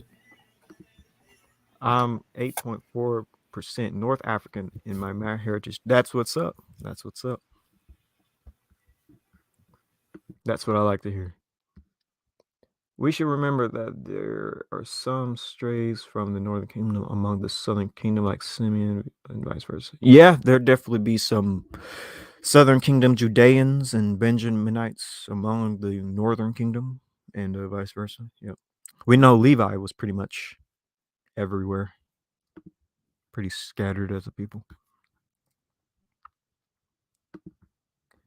True, we have both the seed of Abraham and the people of the covenant. That's true. That's a good way of looking at it. You have people who are from the genetic seed of Abraham. Then you have people who are just under the covenant in general that was given at Sinai. Sinai is very important. You know, who all was there when the law was given at Sinai? Was it only Israelites or were there other people there? Are there other people who are part of the curses and blessings given at Sinai? Find out next time on Dragon Ball Z. No, find out next time, May, when we get into the Israelites. All right. I love keeping Torah and pray. Yep, keeping Torah is the best thing you can do, especially in this Western world and society. It's the only thing that makes sense. It makes logical sense. Sheba slash Saba slash Sheba is Yemen, Sabaeans, built colonies in the Horn of Africa all the way to Tanzania. No, that's not true. It's that Sheba was actually in the Philippines because a guy on YouTube told me. Are you familiar with that YouTube channel that teaches the Filipinos as being where Sheba was? More. But yeah, there's a YouTube channel teaching that. Got a lot of views too. I'm over 55% Natufian. I want to see your jet match, Yitzhak, in private when we get a chance. Because I didn't know you took a DNA test. That's interesting. And you're 47% Ibero Marouge. That's what's up. I like to see that. That's pretty cool. But what do you think about My True Ancestry? My True Ancestry is good. Yeah, it's good if you want to get ancient raw DNA data. And there are, of course, better websites like Elusive DNA. I just now purchased CRI Genetics. I'm gonna see how they are. And 23andMe is what I'll tell everybody to start off on first. Gives you your Y-DNA, your mitochondrial DNA, your autosomal DNA, and then you can download your raw DNA data and put into other DNA sites. So I'll stick with 23andMe first before I get into anything else. Yeah, with My True Ancestry, make sure you read the info boxes on each page, because you can get, if you don't know a lot about DNA, My True Ancestry, it won't mislead you. You can mislead yourself. I'll just say it like that, right? Mm-hmm. You can think that you have 30% E1B1B and 10% I, and Right. not saying that. Or, for instance, they explain, for instance, that they use degraded DNA, like, so they don't use full DNA sequences, right? So, for instance, there's like, I have yet to meet an African American who doesn't come up Cordoba, Spain, 950 AD, right? Yeah. That's because they have a DNA sample that's just the E1B DNA sample, right? So if you, and they run it on, they do this part autosomally. They don't do this part via just the haplogroup. So if you or one of your parents is related to somebody with an E1B haplogroup, you're gonna come up with a with the hit on the 950 AD in Cordoba, right? So just understand that, like, when it's linking you up to these different sites in different times, they're not necessarily doing full genetic sequences, and that needs to be understood, because it doesn't, like, E1B is definitely, like, that's the cult of E right there. You're gonna make everyone, I mean, you're making everybody EP2 and below that match right there. You know what I'm saying? Mm-hmm. Yeah, you gotta know what you're reading when it comes to My True Ancestry, because the website kind of, the way it's run almost makes it seem like you kind of have an idea to a certain extent, and they do have tabs for if you want to know, like, what does this mean or that mean. But that's why I always have to read the tabs as well, because some people don't read them and just look at the DNA and think it says something. I like to tell people to start like you, like, start at 23andMe, particularly if you want to know your West African stuff, right? But you get both haplogroups at a very high STR count for at the basic entry level with 23andMe. If you want to know more about like the North African concept, right?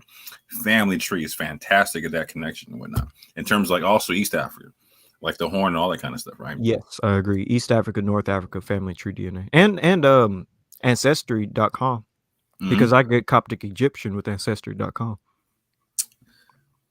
Yeah, I'm not the hugest fan of Ancestry. Ancestry's okay. Yeah, but yeah, it doesn't give you haplogroups. That's the only thing. It doesn't. Right. I like, and that's what I'm saying. Like, so with your haplogroups, you can double check with family tree if you want to. But, like, they also give you, like, so family tree is more sensitive to North Africa, whereas 23andMe and Ancestry are not that sensitive to North Africa. If you want to know about, like, your connection to Native American tribes, MyHeritage is really sensitive to Native American ancestry. MyHeritage, you said? Yep. They, like, so most places I come up like 12 to 14% Native American in my autosomal. With MyHeritage, I came up like 19%. And they got real, like, yeah. So, like, if you're like, so if you want to know about North Africa, family tree. Native American, Yes. my heritage. You know what I'm saying? Haplogroups, 23andMe. Yes. And Family Tree. Because And Family Tree family. also does have But 23andMe is going to be cheaper. Family Tree you can just double check with. Yeah, Family Tree is kind of expensive, especially if you want to do the big Y. Yeah, if I'm gonna do the big, like, if I might as well just do the African ancestry test. You know what I'm saying? Facts. Yeah, I would recommend the African ancestry over the big Y. Although, with that being said, I wouldn't mind doing the big Y. Shout out to all my Just- Fulani brother. You know what I'm saying? just so What do I you can get know. with the big Y? Huh? Have you known anyone who's done the big Y? Nope. That thing's expensive. Yeah, super expensive. Like, And our people aren't really into DNA like that, so I don't know anybody that's done it. no, we are, fam. We just like, so we like, but we're gonna drop the 300 on the African ancestry. You know what I'm saying? More than, like, you know what I'm saying? Like, 'cause you can find out where you come from specifically. Like, And you can do a discount. right. I doubt that the big Y is going to tell you, oh yeah, you know what, you go back to this person, like, or to a Fulani male, blah blah blah. No. I doubt you get that. You know what I'm saying? You won't. Yeah, you won't. Because it's just going to give you. It's just going to kind of give you. You know what? You gave me an idea. I'm going to look up on YouTube people who've done the big Y, just see what comes up. I might do that. Do a little bit of research to see if it's really worth it. But I know African ancestry is definitely worth it. But now I might look. What did E1B1A look like before it went into Africa and Asia? I would say early E1B1A, and I'm assuming you want to know around the time of the Israelites, because technically E1B1A it can get a bit tricky, but around the time of the Israelites, I think E1B1A looked like Ramses III. I think they would have looked like typical other Afro-Asiatic populations. So that basically would be like people on both sides of the Red Sea, people in northeastern Africa and people in southwestern Asia, the darker skinned people in southwestern Asia. And so phenotype wise, like I said, Ramses III, dark skinned Bedouins, dark skinned Arabians, dark skinned Yemenis, and peoples around the Nile Valley that have haplogroup E and stuff like that. What project should one use? No, in real quick, GEDmatch? Hebrews lying. They were straight. They were blonde hair, blue eyed. You know what I'm saying? Straight hair. Well, yeah, that's right. I'm white, so I'm supposed to be pushing a white doctrine. Mhm. Yeah, they were Nordic-looking people. Exactly. Get it straight. They look like the Tamahu. They look just like the Tamahu, bro. Exactly, Tamahu, Nordic Germanic people, just like the Egyptians as well. What project should one use in GEDmatch? It depends on what you're looking for. If you want to, let me see. That's a question that I should probably say. Well, I guess I'll go ahead and answer it. So you can do the MDLP K16 modern to see what you got autosomally when it comes to that. And you can look into the MDLP World 22 to see what you have autosomally. You can look into the MDLP World again for autosomal. I wouldn't recommend the Oracle because it gives everybody limba, and it only does that because the limba are mixed and African Americans are mixed. So it's giving you an African population that's mixed. And then you can do the ancient Eurasia K6 to see if you got Natufian. And let me see what else. Personally, for me, I recommend trying. Let me see. I recommend you trying the Ethiohelix K10 African only to see what African population you could be closest to. That's how I found out I'm close. In my Oracle, I'm close to Fulani. And the Ethiohelix K10 African only. Check out the Punt DNA L K8 African only to see what African populations you could be closest to. It also gave me Fulani. And you can also look into the Ethiohelix K10 plus Palestinian. Well, actually, that one's kind of irrelevant. I thought the Harappa world was interesting because that one's made for like people of Southeast Asian descent or Indian descent. Which one? The Harappa world, and I think that I still came up Fulani in that one too. Oh, really? I haven't tried Mhm. it because, like you said, it's for the South Asian, so it's kind of relevant to me. But I might try it. It's more relevant than you think. Try it out, bro. Which one is it again? Let me. Harappa world, like so. I do all the world and all the Africa only. You know what I'm saying? So Okay. I do like Docat world, Docat African only. Like you said, the point Africa only, but also like the global. You know what I'm saying? Okay. I'll do that when I'm done with this stream. Then check it out because I only focused on the African and then just world and then ancient. Did you have any connection to? So there's some of us who have connection to like Southeast Asia, just like a minute little bit. You know what I'm saying? And Hmm. it seems to be there with like when I find that people who have like the Southeast Asian DNA also have like DNA from the Horn in Kenya. You know what I'm saying? Yeah, I get East Asian and I get East African. I pretty much always get East African. So that would seem consistent with like the people coming in from the East African side of the slave trade because you're going to get like the mixture of the Bantu, East African, and Southeast Asian DNA coming in like with the Madagascar, Mozambique type areas. You know what I'm saying? Yeah, that makes sense. Like a eastward gene flow Mm-hmm. because it doesn't matter which DNA test I take in a jet match. I always get East African. Same thing with just regular DNA tests in general too. I Mm-hmm. get And East a good African. 5-6% of the slaves came from those ports. You know what I'm saying? Like again, over 500,000 slaves came from them ports, man, from Mozambique and Madagascar.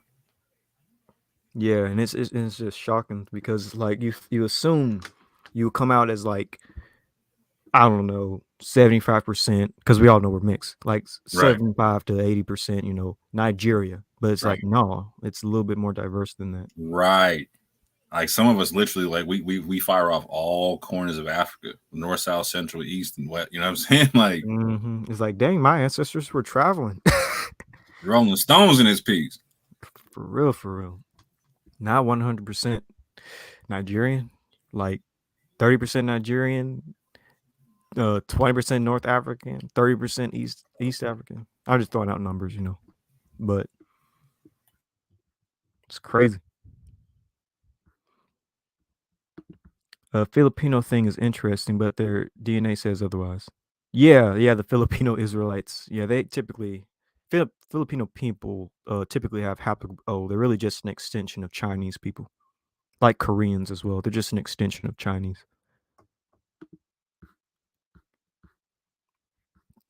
And to a certain extent, Japanese are also an extension of Chinese, except for the ones with the D markers. I would be intrigued to see the DNA of the Moro people in the Philippines. Um, they're typically they go back to like the Muslim the empires over there, whatnot. There's an empire called the Majapahit Empire, which encompasses a lot of Southeast Asia, but it had a lot of East, like so you're gonna see a lot of East African, Southeast Asian gene flow. So Oh, um, really? Interesting. yeah, so I would expect to see small pockets of like so just like in India, right? With the Cochin Jews, you have E out there. They have like E1B1B out there. You know what I'm saying? I'll expect to see just a little bit of that in the Philippines. Also with the fact that you have like the Spaniards going over there as well. You're gonna see a little bit of probably like the R E1B1B. Um, Not to mention we do have records of people from East Africa like making it to parts of the Asian slave trade and whatnot. Like so again, like the part of the East African slave trade CD. doesn't just go to the Americas. Like that's the last small part of it. I mean, it was going to Asia forever before that. You know what I'm saying?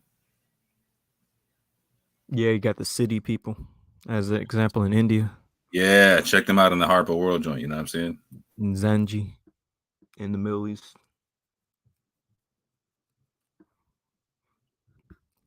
Yeah, I'm gonna do Harper.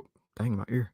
I'm gonna do Harper World when I'm done with this live stream. See what I get. See if I get that fula. So you did raw DNA data. 87.58% African. That is a lot, my friend. That is a lot. Give me a second.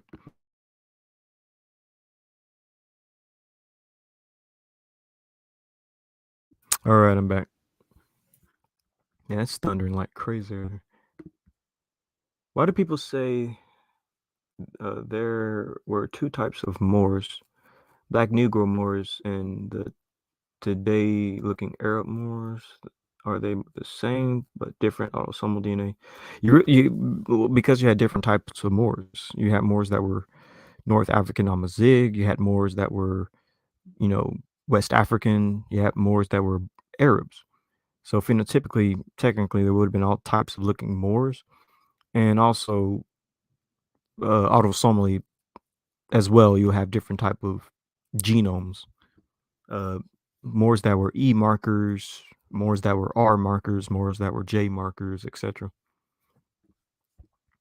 Because to a certain extent, being a Moor is really like a geographical region slash religion to Yeah, me. it started off as an ethnic group that turned into an empirical nationality, much like you see like with Rome or you see like with America. You have a bunch of different nationalities underneath one bigger nationality, or a bunch of different tribal groups or ethnic groups amongst one big nationality.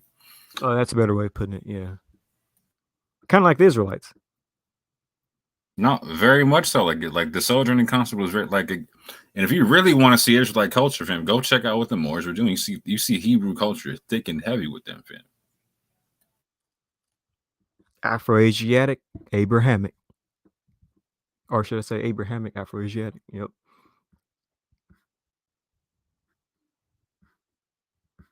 Yeah, I'm looking at my Harper World right now. Fulani comes up number 2, and Seedy comes up number 3 on my joint, fam. Which Harper World? Because there's different ones. No, there's just one Harper World. Oh, my bad.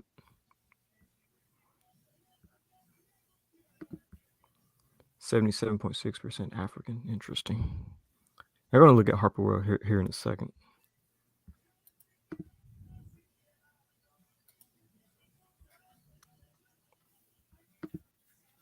Check my email. I will do that.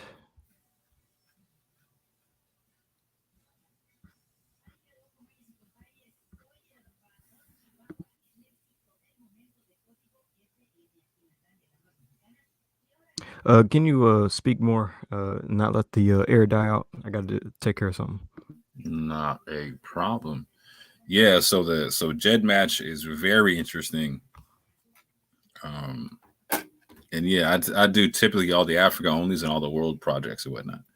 Then I'll do the Gendrosia and MDLP is cool. I like MDLP for certain stuff. I don't like it for other stuff. Like I wish MDLP had an Africa only. You know what I'm saying? I like their and I wish that they had the projects being more consistent. Like I wish like in their MDLP K23, I like that they have the Kikuyu in there, but they don't have the Kikuyu in there with the MDLP world or the MDLP 22, etc.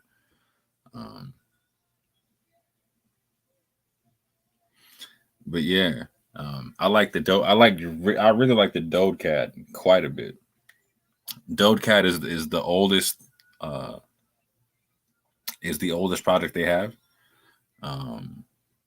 Ethiohelix is interesting. I like Ethiohelix a lot in terms of dealing with African ancestry. Harp is interesting for the word. Like Harp is very interesting. I was surprised at how accurate it was, or because Harper World was made for, like I said, like people of Indian or Southeast Asian descent, and it's really really good for the world stuff. You only get one project in there, so you can't do too much with it. But hold on, right quick.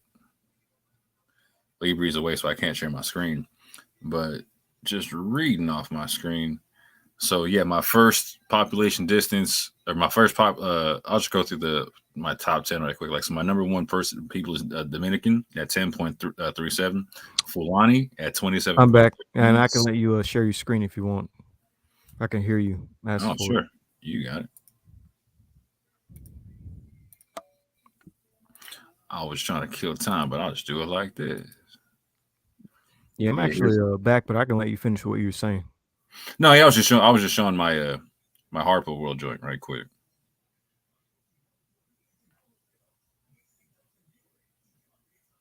So yeah, you can see my Fulani comes at number 2 on that joint. So I promise you'll get a like in all my African onlys, I always get Fulani number 1 every single solitary time.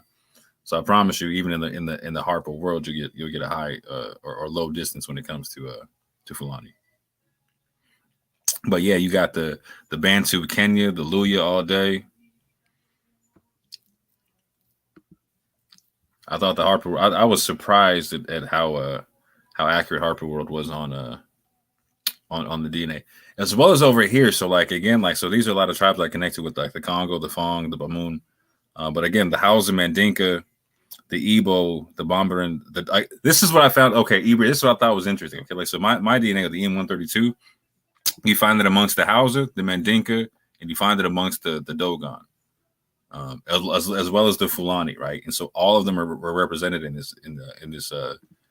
this project where they weren't ever represented like this before in other projects. That's why I was surprised at the accuracy or how it came up with. I just now pulled it up for myself. Well, I'm not. I didn't say. Well, I'm not going to show it, but I get. Let me see. I get.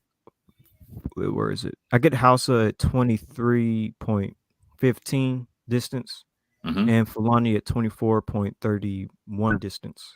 So those are your top 2? No, they're not my top 2. Okay. My top 1 is African American, and my top 2 is African American. No, that's what's up. Okay, so how interesting. Like, okay, so like the Hausa and the Fulani lined up to what your African ancestry said, though. Yeah, I can see it that way. Yeah. Yo, I got a question, yo.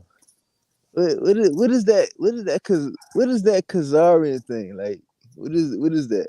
Because I read about it a couple of times, for real, but I ain't really like look into it.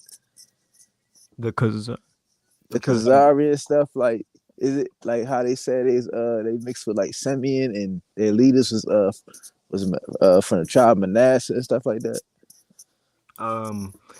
Be honest, I haven't studied Khazarian history that much. I'm just familiar with King Bulan converting the royal family to Judaism, but other than that, I don't really know too much.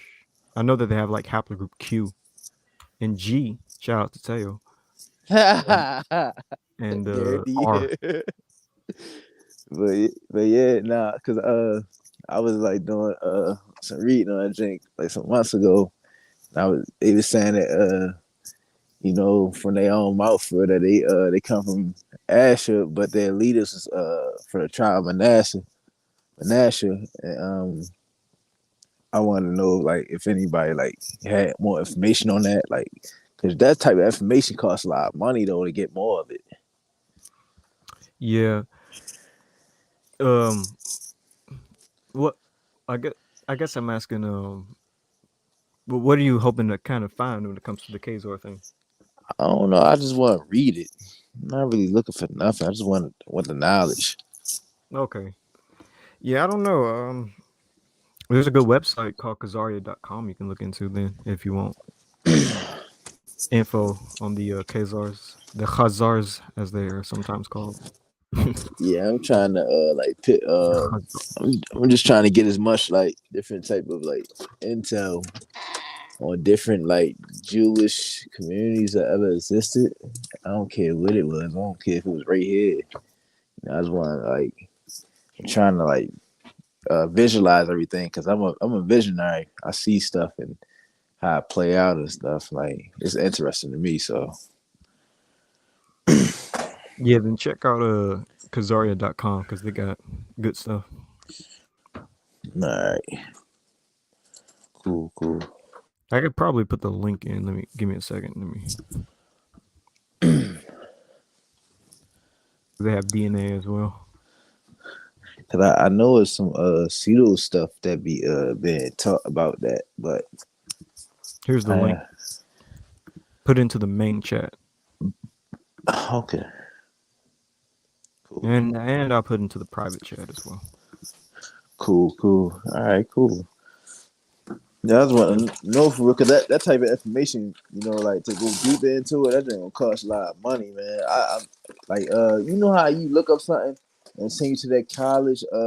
It sent you to that college thing. I don't know if it happened to y'all, but send you to this college website and say if you're a student, put in your school and stuff like that. I'm like, dang man, I wish I knew somebody that was in college right now. It happens all the time. Every time it's like good information. I forget what is it? It's a J something. JS. I don't know. Some college. Yeah, that's when you start highlighting every part of that joint you can find and start putting that joint in. No lie though, bro. No lie. Yeah, man. For real though, like not for real though. Like you gotta just get as much as you can because they ain't trying to get that information out for free, man. I'll be that copy and paste highlight king trying to reverse engineer something. Like, where'd you get? What book is that from? I'm glad the iPhones, right? The iPhones, you could highlight the like a picture that got words on there. You can highlight the letters on the pictures now. Mm-hmm. It's like crazy as crap, yeah. I love it. So yeah, that's the only reason I want it though. You know, I know some CeeLo stuff being taught about it. You know, I heard it a couple of times from different streamers, but I'm trying to learn that stuff myself. Mm-hmm. Well, yeah, I feel you. Yeah, Khazari.com is great then if you want to learn about the Khazars. Yeah, that's the joint right there, the public library. Somebody just dropped it in the chat. Yep, that's it. Oh yeah, I'll be using that website a lot. Yeah. Yeah. I'm gonna find somebody. I'm gonna find somebody as a student. I don't care. You literally talking to a student. Somebody. Oh, you a student in college? Oh, me? Yeah, I'm a student. Man, why you ain't say nothing, man? You talking about you been sitting talking for like 10 minutes. Like, man, I wish I knew a student in college. You be just sitting right there, all independents looking at you. Like, You be chilling, man. Yeah, my bad. I wasn't thinking. My bad. Oh, yeah, no, don't do them like that, you sock. Come on now. That's funny. That's facts for you, Tech. The G-Stream twins are the sins of King Bulon. Oh, shout out to the Ice Cream Lights. So God, dog. Oh man, y'all get them brothers started again. They already got started. They did a video on me like a couple of days ago. They did a video on all of us 2 days ago, fam. Yeah, a couple on all of us, should I say? Yeah. We're a whole cult out in this piece, fam. Man, they only started calling us that because they're not original. They're not original in anything they say. We started calling them a cult first because they literally are a cult, and now they call us one. Copycat. They can't come up with nothing. I call myself the lion that devoured the coward. Then they call me the cowardly lion. I'm like, bro, can you make up anything on your own? Like you are not original under any circumstances. Nope. They counter everything. They counter everything we do like little kids. It's sad. That's why it's just funny now. If I'm in my 50s arguing with people on the internet in their 20s, just slap me. Yeah, it is a little weird when you think about it. It's weird. It's definitely weird. Arguing with 20-year-old, yeah. They call and then calling like females mamsers and white girl, and it's like, dude, this is somebody's daughter that you're talking about. But can't disprove what she's saying. That's even worse. That's the cold part. Is like you resorting to like ad homs on a girl young enough to be your daughter, right?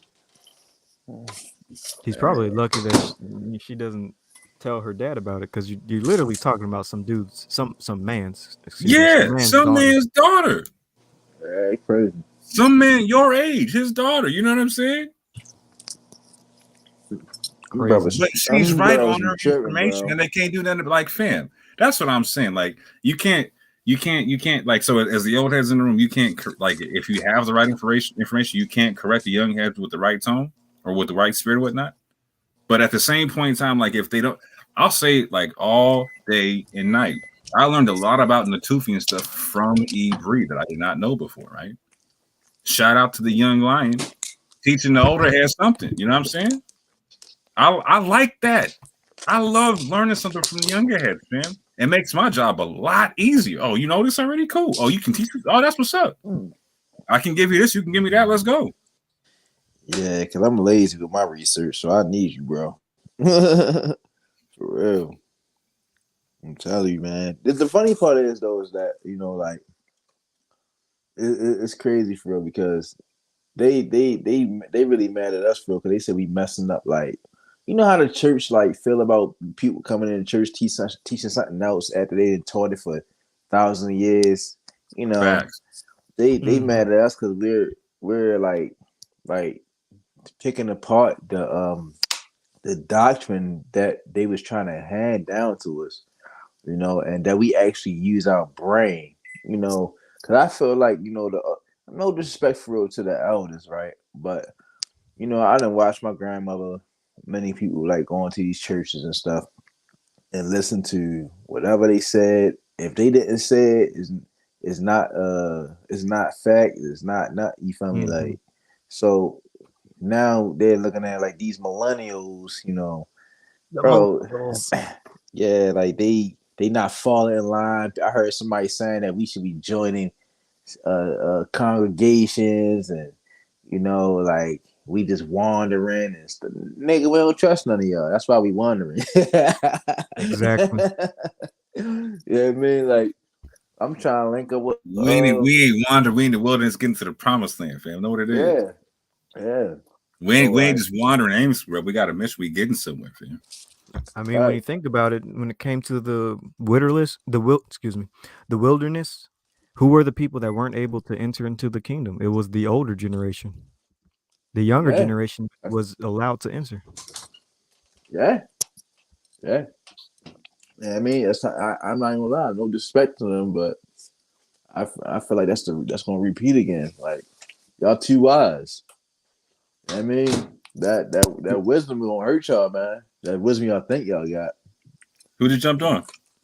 Shalom, Minister Casey. I don't know, but by the way, I would like for everyone to speak professionally.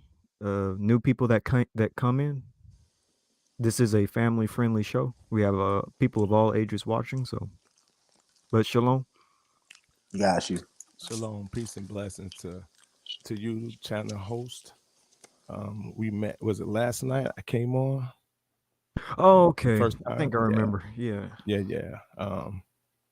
Shout out to Orthodox More too. I don't know you, but I sit back off in the cuts here and there in different places, and I just be there for the comments. Enough said. You know what I'm talking about. Tell the brother I don't see your name. Peace and blessings to you as well. I just came on, man. I'm sitting here. It's early in the morning here in Atlanta, and I saw you was on, so I just jumped on to see what you gentlemen were talking about. I do have, I'm not an expert in anything, but I'm learning, and I would like to learn more. That's why I visit your channel and watch other people as well. I tend to have a tendency to stay away from, doctrine that causes division, and kind of stick to the simplicity of things. But DNA is important, and I'm trying to learn as best as possible about me, not trying to teach, but just want to know. So that's why I was posting those questions, because I did do my DNA. I think it was 23andMe, and then I got that raw data file, and then I was just uploading it to GetMatch and into these different projects. That's why I was asking, so I can get find out what I need to find out and make sure that information is accurate. All right, so you did 23andMe, and you said you put into GetMatch, and there's a lot of different ones you can. That's what I was trying to figure out, the most basic or the simplest form of project, or where should I just start at? And I think Orthodox mentioned what's that? Hagen World or something like that. What was the name? I'm gonna put it into the chat. Yeah, I would start off with the DodeCat, like DodeCat World and DodeCat Africa 9, and then I would move to yeah, he's saying it. Yeah. Yeah, I would, and then I'll just type it out in the chat for you real quick, so you Well, can get that. I'm right here. You mean is it a different site or is it the same exact site from GetMatch? No, okay. So, if you're on GEDmatch right now, just go to the DodeCAD project. DodeCAD. I think I did that one. I think I posted it in. I think it was 7. I can pull it back up again. Have you gone into the Oracle 4 or the Oracles? I'm walking with you as we talking. Okay, we're gonna do it like this then. Okay. Yeah. We doing this. We doing. I can let you share your live. screen if you want. One of the two. Well, of that's y'all. gonna have a sensitive. That's gonna have a sensitive info on it. You know what I'm saying? He might not know how to hide. Oh, that. that's true. That's true. Yeah. Like so, yeah. We don't want to do that right quick. Like That's so. right. That's right. But I mean, it's pulling it up now. I actually just went back into it. It popped up, and it the top one is East European, and it's 2.79%. So what? Hold on, real quick. So it says DodeCAD what on there? Which it says DodeCAD V3. Okay, go back twice. Go back to the DodeCAD project again, and then hit the drop down menu and click Africa 9 or world, whichever one you want. There's no drop down in the initial one. Okay, So go to the next one. So you've chosen that it's going to be DodeCAD. Go to the next one and to where you're going to put in your kit number. Okay. And that's where the drop down is going to be. Gotcha. My bad. I was already there. No, you good money. You good money. And we doing it blind. So you straight? Yes, sir. So we going to World 9. Sure, if that's where you want to go. I don't know. I just hey, either there or Africa 9 is where I would suggest. Okay, let's start at Africa 9. That's the one that was at the top. Okay, the first one popped up with 7.87% Europe. Now, real quick, so if you look down on the screen, like below the breakdown of percentages that you have for where you're going to be located, there's going to say there's a box that says Oracle and then Oracle 4. Yes, sir. Click the Oracle right quick, and it'll give you a list of 20 different people that are yes, sir, that you should be connected to via a distance and whatnot. In what the single population or the yes, sir, single population. Congo 14.8. Go ahead and run them down. Oh, Congo 14.8, Fang 15.9. I mean 15.42. Bamoun 15.92. Kabah 20.72. Is that Husa? Yep. You say Hausa 21.18. Igbo 21.97. Luya, I guess I pronounced that right. 23.28. Yoruba 23.52. Brong 25.67. Bantu NE 25.67. Mata 27.68. Mandinka 31.51. Fulani 32.08. Balala 58 41.96. Morocco S 58.24. Maasai, I guess that's how you pronounce it. Yeah. You got all kind of East African in each other. So when you took your 23andMe, or was that the only DNA test you took? That's the only DNA test I took. Yeah, if you take another one like a family tree or like a MyHeritage, I promise you they're gonna give you a good chunk of DNA over in East Africa and Kenya. I promise you'll get like a good 5 to 12% over there somewhere. So with all that said, like hold real quick, like I bet you like your last one is like Ethiopian Jew, right? No, my very last one is Yemenis, 66. Okay, close. Okay, so is Ethiopian Jew on that list? On this list at all? No. Interesting. No. Now there's a mixed mode population. Yeah. That's nice. That Yemenis on that string. That's nice, man. I mean, what does all that mean, though? I hear you, but what does that mean? So what does that mean? So okay, so first of all, like, so you're seeing stuff like the Fulani, the Hausa, the Yoruba, the Igbo, whatnot. So you're seeing like a good chunk of like, I promise you got like a good chunk of like Nigerian, Cameroon, you know what I'm saying, Mali DNA, whatnot. You have you sound like you're really a lot of West Africa. You don't sound like you have a lot of admixture to yourself. You know what I'm saying? Okay, and that means is my mom was sleeping around? No, like I mean she wasn't. This is what it sounds like to me, or what? Like, so it sounds like you're most. So most people from West Africa, we're a mix of stuff from West Africa, right? Coming through the slave trade, right? That's right. What I'm saying is like you sound like you're like your 23andMe probably said that you're mostly sub-Saharan African, right? Very much so. So that's the first thing popped up. I think that's what it said that I posted in. It was 89 point something percent. Yeah, that's what I was saying. Is you sound like you're really high African with a sub-Saharan African with very little admixture of like European or anything else. That's what I was saying. Not that your mom was sleep around, that she wasn't. Like that was the whole point. I'm silly, man. I tell jokes. You see this is a different place, but I do comedy too. So that's what's up, bro. I got you. My fault. But yeah, I don't know you, but I mean, I guess that should be a side conversation because this is live. But I see you over there, with them Bible thumpers. Yeah. So you already know what I'm talking about, But most of the time I'm off in the cut, Yes, I don't, yes, sir.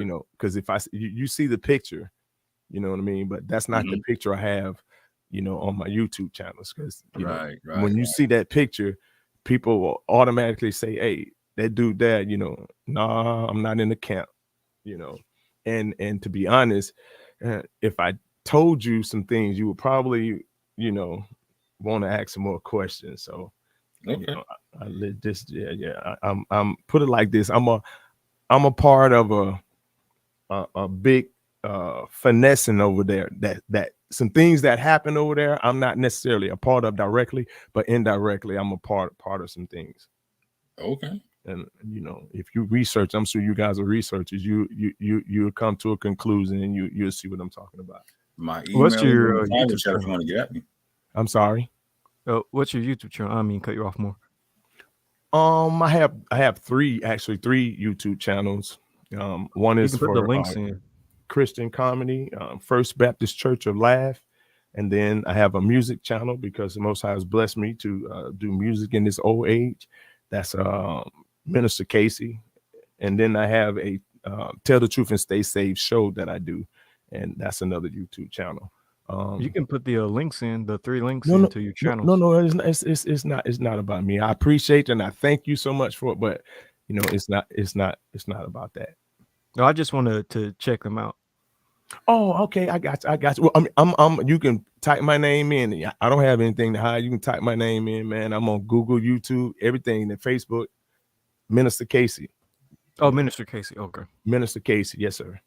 Well, let me do all right, this. You can go back to what you were saying more. I didn't mean cut you off. I just no worries. So Minister Casey, so you can just call me Casey. It's fine. You cool, right? So correct me if I'm wrong on your 23andMe. So I would assume that you have a large chunk of Nigerian DNA, and then I'm assuming that you're going to have probably a good 10+% of the South or the East African Angola Congo part. And would that be underneath the same where we are now? No, that would be in your 23andMe. Oh, you know what? Do I need to load? I don't think I ever loaded raw DNA up into their system. No. You loaded your raw DNA from 23andMe up into GEDmatch. So okay. I'm just saying when you got your 23andMe test, your ethnicity results. I'm assuming we're here. Let me just show mine right quick so you can see what I'm talking about. Okay, let me just show mine right quick. Oh, I can't see it. I do that like that so I can cut that mute.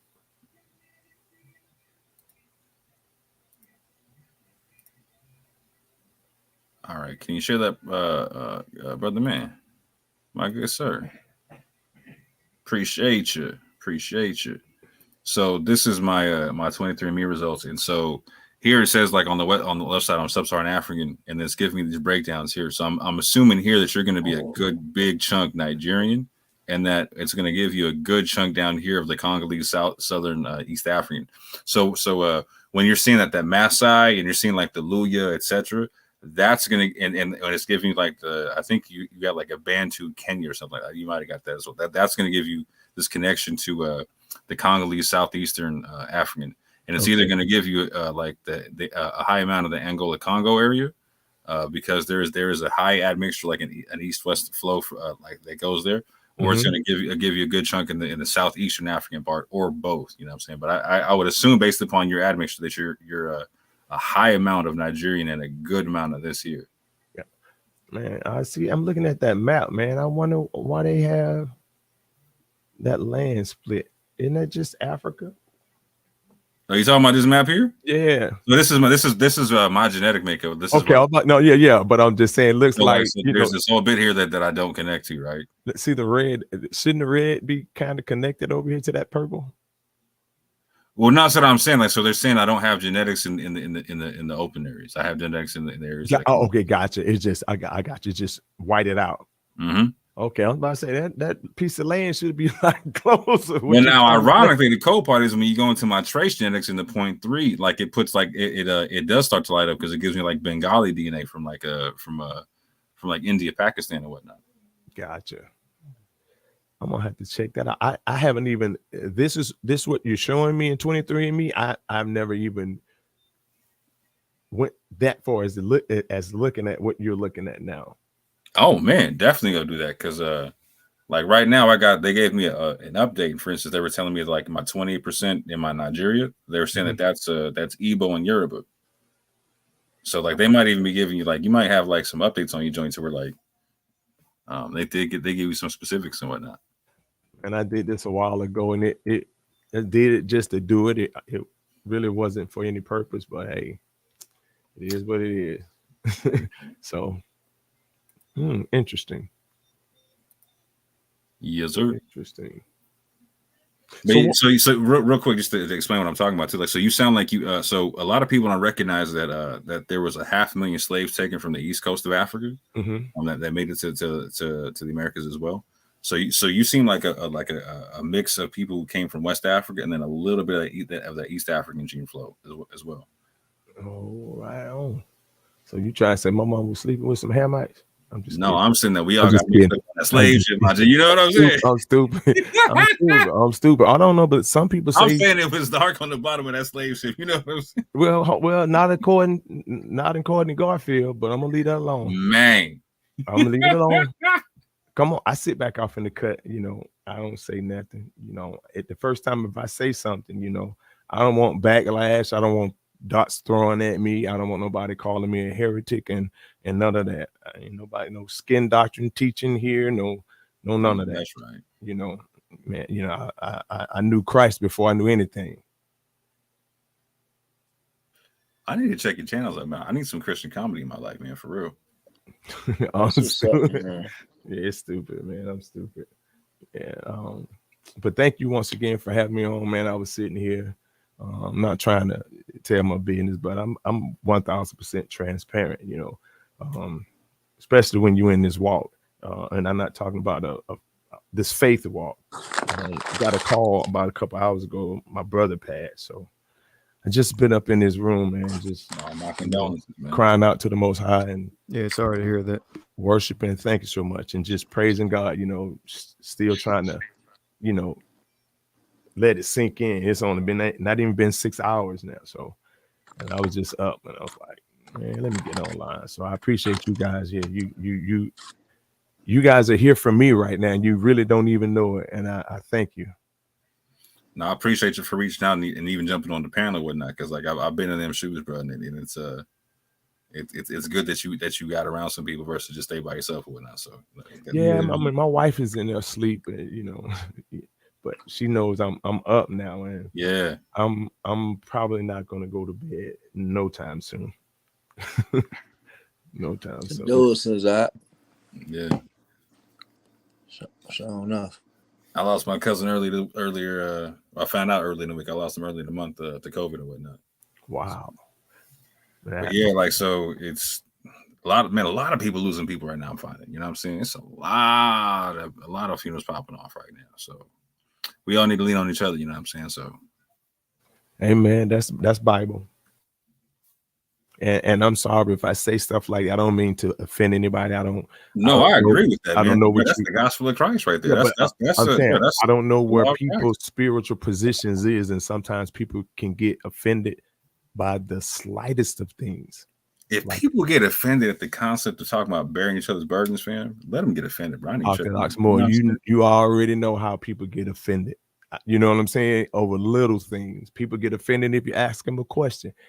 You both of you should know But that. they're gonna get offended if you don't ask them. You know what I'm saying? They're gonna get offended anyway, bro. Like the Yeah. saying wise and said, you know what I'm saying? Yeah, you know, I'm not saying I ride with everybody, but you know what I mean? I can get along with everybody. You know what I'm saying? Just because, let's just say, if I have a friend or a brother that has an issue with one of you guys, and I have a relationship with you and them, then y'all two need to work that out. You know, and Right. not put And me you gonna in be the the one I middle. hit up to be like, okay, like so via Matthew 18, we need to go talk right quick. You know what I'm saying? So like administer, like let's go roll. I need you to come through and facilitate this moderation right quick because we beefing right now. I'm sorry. No, like so again, so via the scrolls, like in Matthew 18, like so you go to somebody by yourself, and if there's not a good conversation, you bring some other people with them, right? Or That's with you guys. Bible. That's Bible. So like yeah, so if you like you're saying, like so if you're friends with me and someone else and me and them are beefing, like what we can use you to moderate that conversation and actually like literally like get somewhere with this thing. You know what I'm saying? And a lot of people want to leave it on beef right now, and it ain't got to be beef. Man, if I told y'all, man, I'm gonna just keep my mouth closed on something because I don't want to, you know what I mean? I don't want no backlash. And then, you know, I stand on my own 2 feet as a 50-year-old man, but I do submit myself to leadership. Feel me? And, you know, I'm gonna just leave it like that. Because it seems like it wants to come out, but I don't, you know, maybe it's not the time. So Lord, if it's not the time, shut my mouth. I already read it, bro. I already get what you going at. It's all love, you know. That's like the 4th time it's jumped out his mouth, and he caught it and grabbed it right. I don't have not to yet. say if you guys. No, we picking up what you putting down already, man. That which is understood need not be explained. You know what I'm saying? He in the YouTube streets for real, you know, laid back, you know, being him, you know, in the cut for real, just watching everything, you know. So, you know, he know what's going on for real, you know. I'm and with if one day that y'all may have some beef with, yeah, but ain't one you know day, they ain't got nothing to do with Casey. You know what I'm saying? right. You know what I'm But saying? one day, listen, bro. You want one day, you feel me? When you know, whenever the Most High leads you for real, you know, maybe you could help us with, you know, some of these mediations, though. You know what I'm saying? I mean, I said like this, like beef is what's for dinner, right? Like I don't got beef with people, right? I eat beef, you know what I'm saying? Like so I like I said earlier in my video I did earlier, I'll sit down with Tayi, Jacob, Benaya, Dante, anybody like in squash any kind of stuff because it's not beef with me, fam. We disagree on information. You know what I'm saying? If you knocked on my door, right? If Jacoba knocked on my door right now talking about he was hungry, I'd feed him. You feel what I'm saying? Yes, sir. Without hesitation. Definitely would. I really would too. No lie. You feel me? That's for anybody. I actually go around every day randomly blessing people for real, you know, walking the streets for real or anything. Like I don't know, man. I'm led for real. You feel me? By the Most High Spirit to do good deeds, man. So these little petty little things that be going on YouTube, that it's entertaining. It's really funny to me. It's entertainment. You feel me? So you know, I'm just searching for truth. You know, and honestly, a lot of men don't like saying this, but I'm searching for love too. You feel me? I love my brothers. I love my sisters for real. You feel me? You know, and that's just what it is. Yes, sir. All that is wrapped up in Jesus the Christ, Yeshua Hamashiach. That's where you find both of them at, because he is the truth and he is love, because he is and Father is one. So, I mean, and if we all took that mindset of wanting those things, truth and love, amen. A lot of people talk about it, but you know, not many people, few people really walk it out. And man, I've seen brothers that been around that was kicking it, you know, and some pop off, and you're like, hey, what bro at? I thought he was foe. I thought we would keep. I thought you know what's happening. But now this side is on that side, and this side is on that side, and everybody throwing bombs at everybody. You know, and the crazy part is nobody have on any war clothes. So we just out here fighting and killing each other for nothing. And I'm talking about mentally with our and spiritually with our tongue, man. Absolutely. Sometimes I sit on Berean's channel, I be in the cut, you know, and I go to his channel, man, because I respect the brother. I see what he's doing. I saw when he was doing that from the start, and I see over these two and a half years or whatever, how he's changed and grown. The brother has a wealth of knowledge, and he's doing something that's so unorthodox. You know, it's good. But all that other stuff that comes with it, you know, all that other stuff, we have to cut it out. You know, sometimes that drama, man. That drama, and then if you the channel host, it's your responsibility to keep that energy at that level. And if somebody not being 100% honest, you know, and truthful, and we all see it. We all see how people backslid, how they slide, how they throw red hammers and straw mans, even in simple conversations. Can't even, hey man, is it raining outside? Is the sky blue? I don't know. It can be indigo blue. Come on, bro. Right. It's, you know, all that other stuff doesn't help. And when the head of the thing doesn't correct everybody in fairness and on the equal plane, people start running them up, you know, and it's hard to judge. You know what I'm saying? I've seen you on the Orthodox more, you know, you get into it with people most of the time that I've seen, you keep your composure. You're direct with your questions, and that's what you're supposed to do. You know, we try the spirit by the spirit, and when you're not in that vein, you back up your statements with facts. If you're in the courtroom, you can't make a statement without proving facts. You know, it's admissible evidence. You know what I'm saying? You can't do that, but we do it all the time, man. Y'all better stop me, man. I'm a preacher, and I'm here. I talk y'all to death, man. Nah, you good for real? You feel me? Good, Yeah, man. We you know, man, I just stopped going over there for real. Last 2 weeks ago. Actually, before that, I stopped going over there like 8 months ago. I ain't been on there for like 3-4 months, and then I just randomly popped up over there. But you know, when I went back over there, I realized that, you know, like this is a joke to me. And you know, like it's no love, you know, for Israelites for real, you feel me? Or, you know, whatever. You know what I mean? And it just vexed my spirit for real, because I don't see like a common ground or nothing. Like I don't see no respect for I don't care if you is Messianic, they still gonna go at you. You know, so once I figured that out, that, you know, if I was Messianic, they still gonna like low key and in a sly way disrespect me, and like try to discredit my brothers or my sisters that bring the facts to them and try to downplay it. I ain't have time for that no more. You know, so I just fell back off of that. I just felt like it was poisoning my discernment, you know, the love in my heart, because I feel like by me being in that type of chat, it was even making me colder towards people, or it was showing me how to like be patient with people.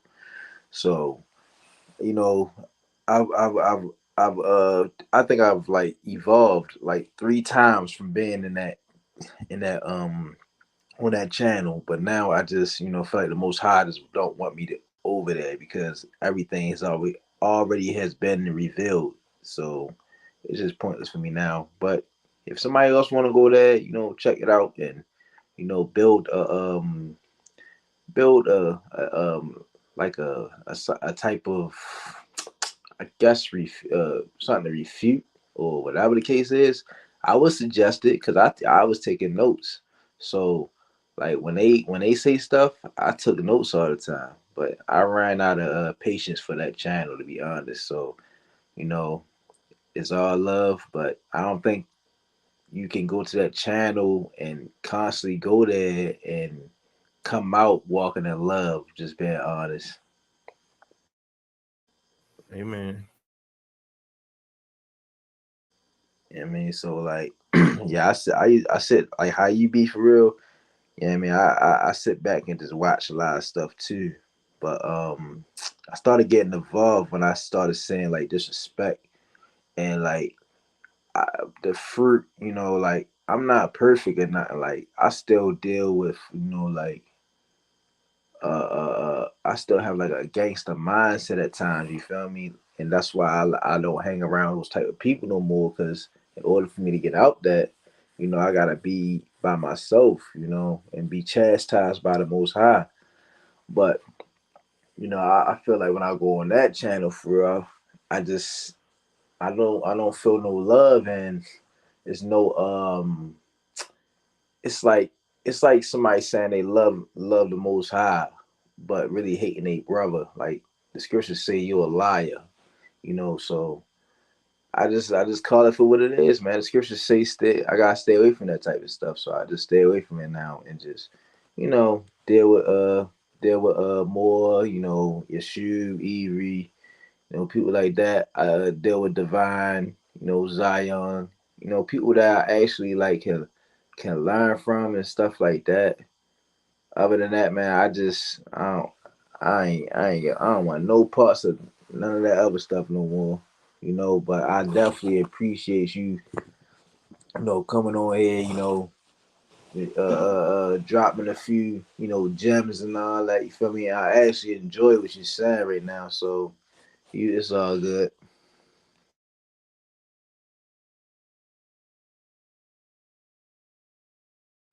Yeah, this is a good build between brothers, but we reached the 4 hour mark, and I probably should get ready to end the show here. But I hope everybody has a good rest of your night. And again, condolences to you, Minister Casey. Hope the Most High continues to bless you in your life and gives you hope and strength. And any last words for everybody? I'm going to let everybody speak their last words. I'm Yeah, I want good. to. Yeah, go ahead, man. You got it. Nah, I said I'm good for real. You feel me? Shalom to y'all. Peace, blessings, love. Yeah, again, my condolences again to you, Minister Casey. May your brother rest in power, etc.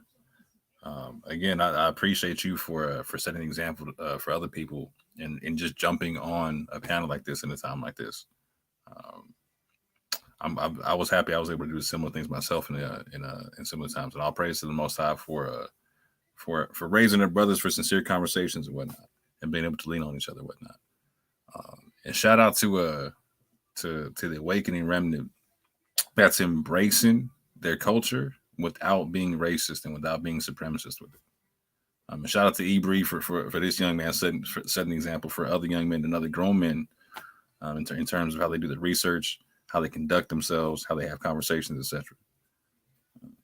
All praise to the Most High. Peace and blessings, man. Hallelujah. All praise to the Most High. Thank you, man. All of you gentlemen for your kind words, and those individuals that are in the chat for your kind words as well. They're I don't take it for granted, honestly, and I thank you so much. Thank you once again for allowing me to come up on your platform, just to sit down with the brethren. I really appreciate that. It means a lot, and I pray that the Most High continues to stretch you, continues to build you, and that He continues to shower you with His grace and mercy. Because things are going to get real crazy. I know we hear people say that all the time, but if we ever needed to be anchored, to be steadfast, unmovable, always abounding in the word, is right now. So with that said, man, I bid y'all a good morning. I say shalom, peace, and blessings to you. And hey man, just look for me. I'm always out in the cut. I may not say nothing, but I'm out in the cut. And of course I will come back and we'll support. And I'm gonna say this. I said this the other day. I don't have any motives. My heart is pure. My heart is clean. My mind is free. And my hands have been washed. I don't have no motives. I'm just in the comments, off in the cut. And I'll be back if the Most High should say the same. Shalom, Mark. Yeah, shalom, Mark. And to everybody watching, shalom. Have a great rest of your night or morning. And with all of that out of the way, have a great day and night, and shalom.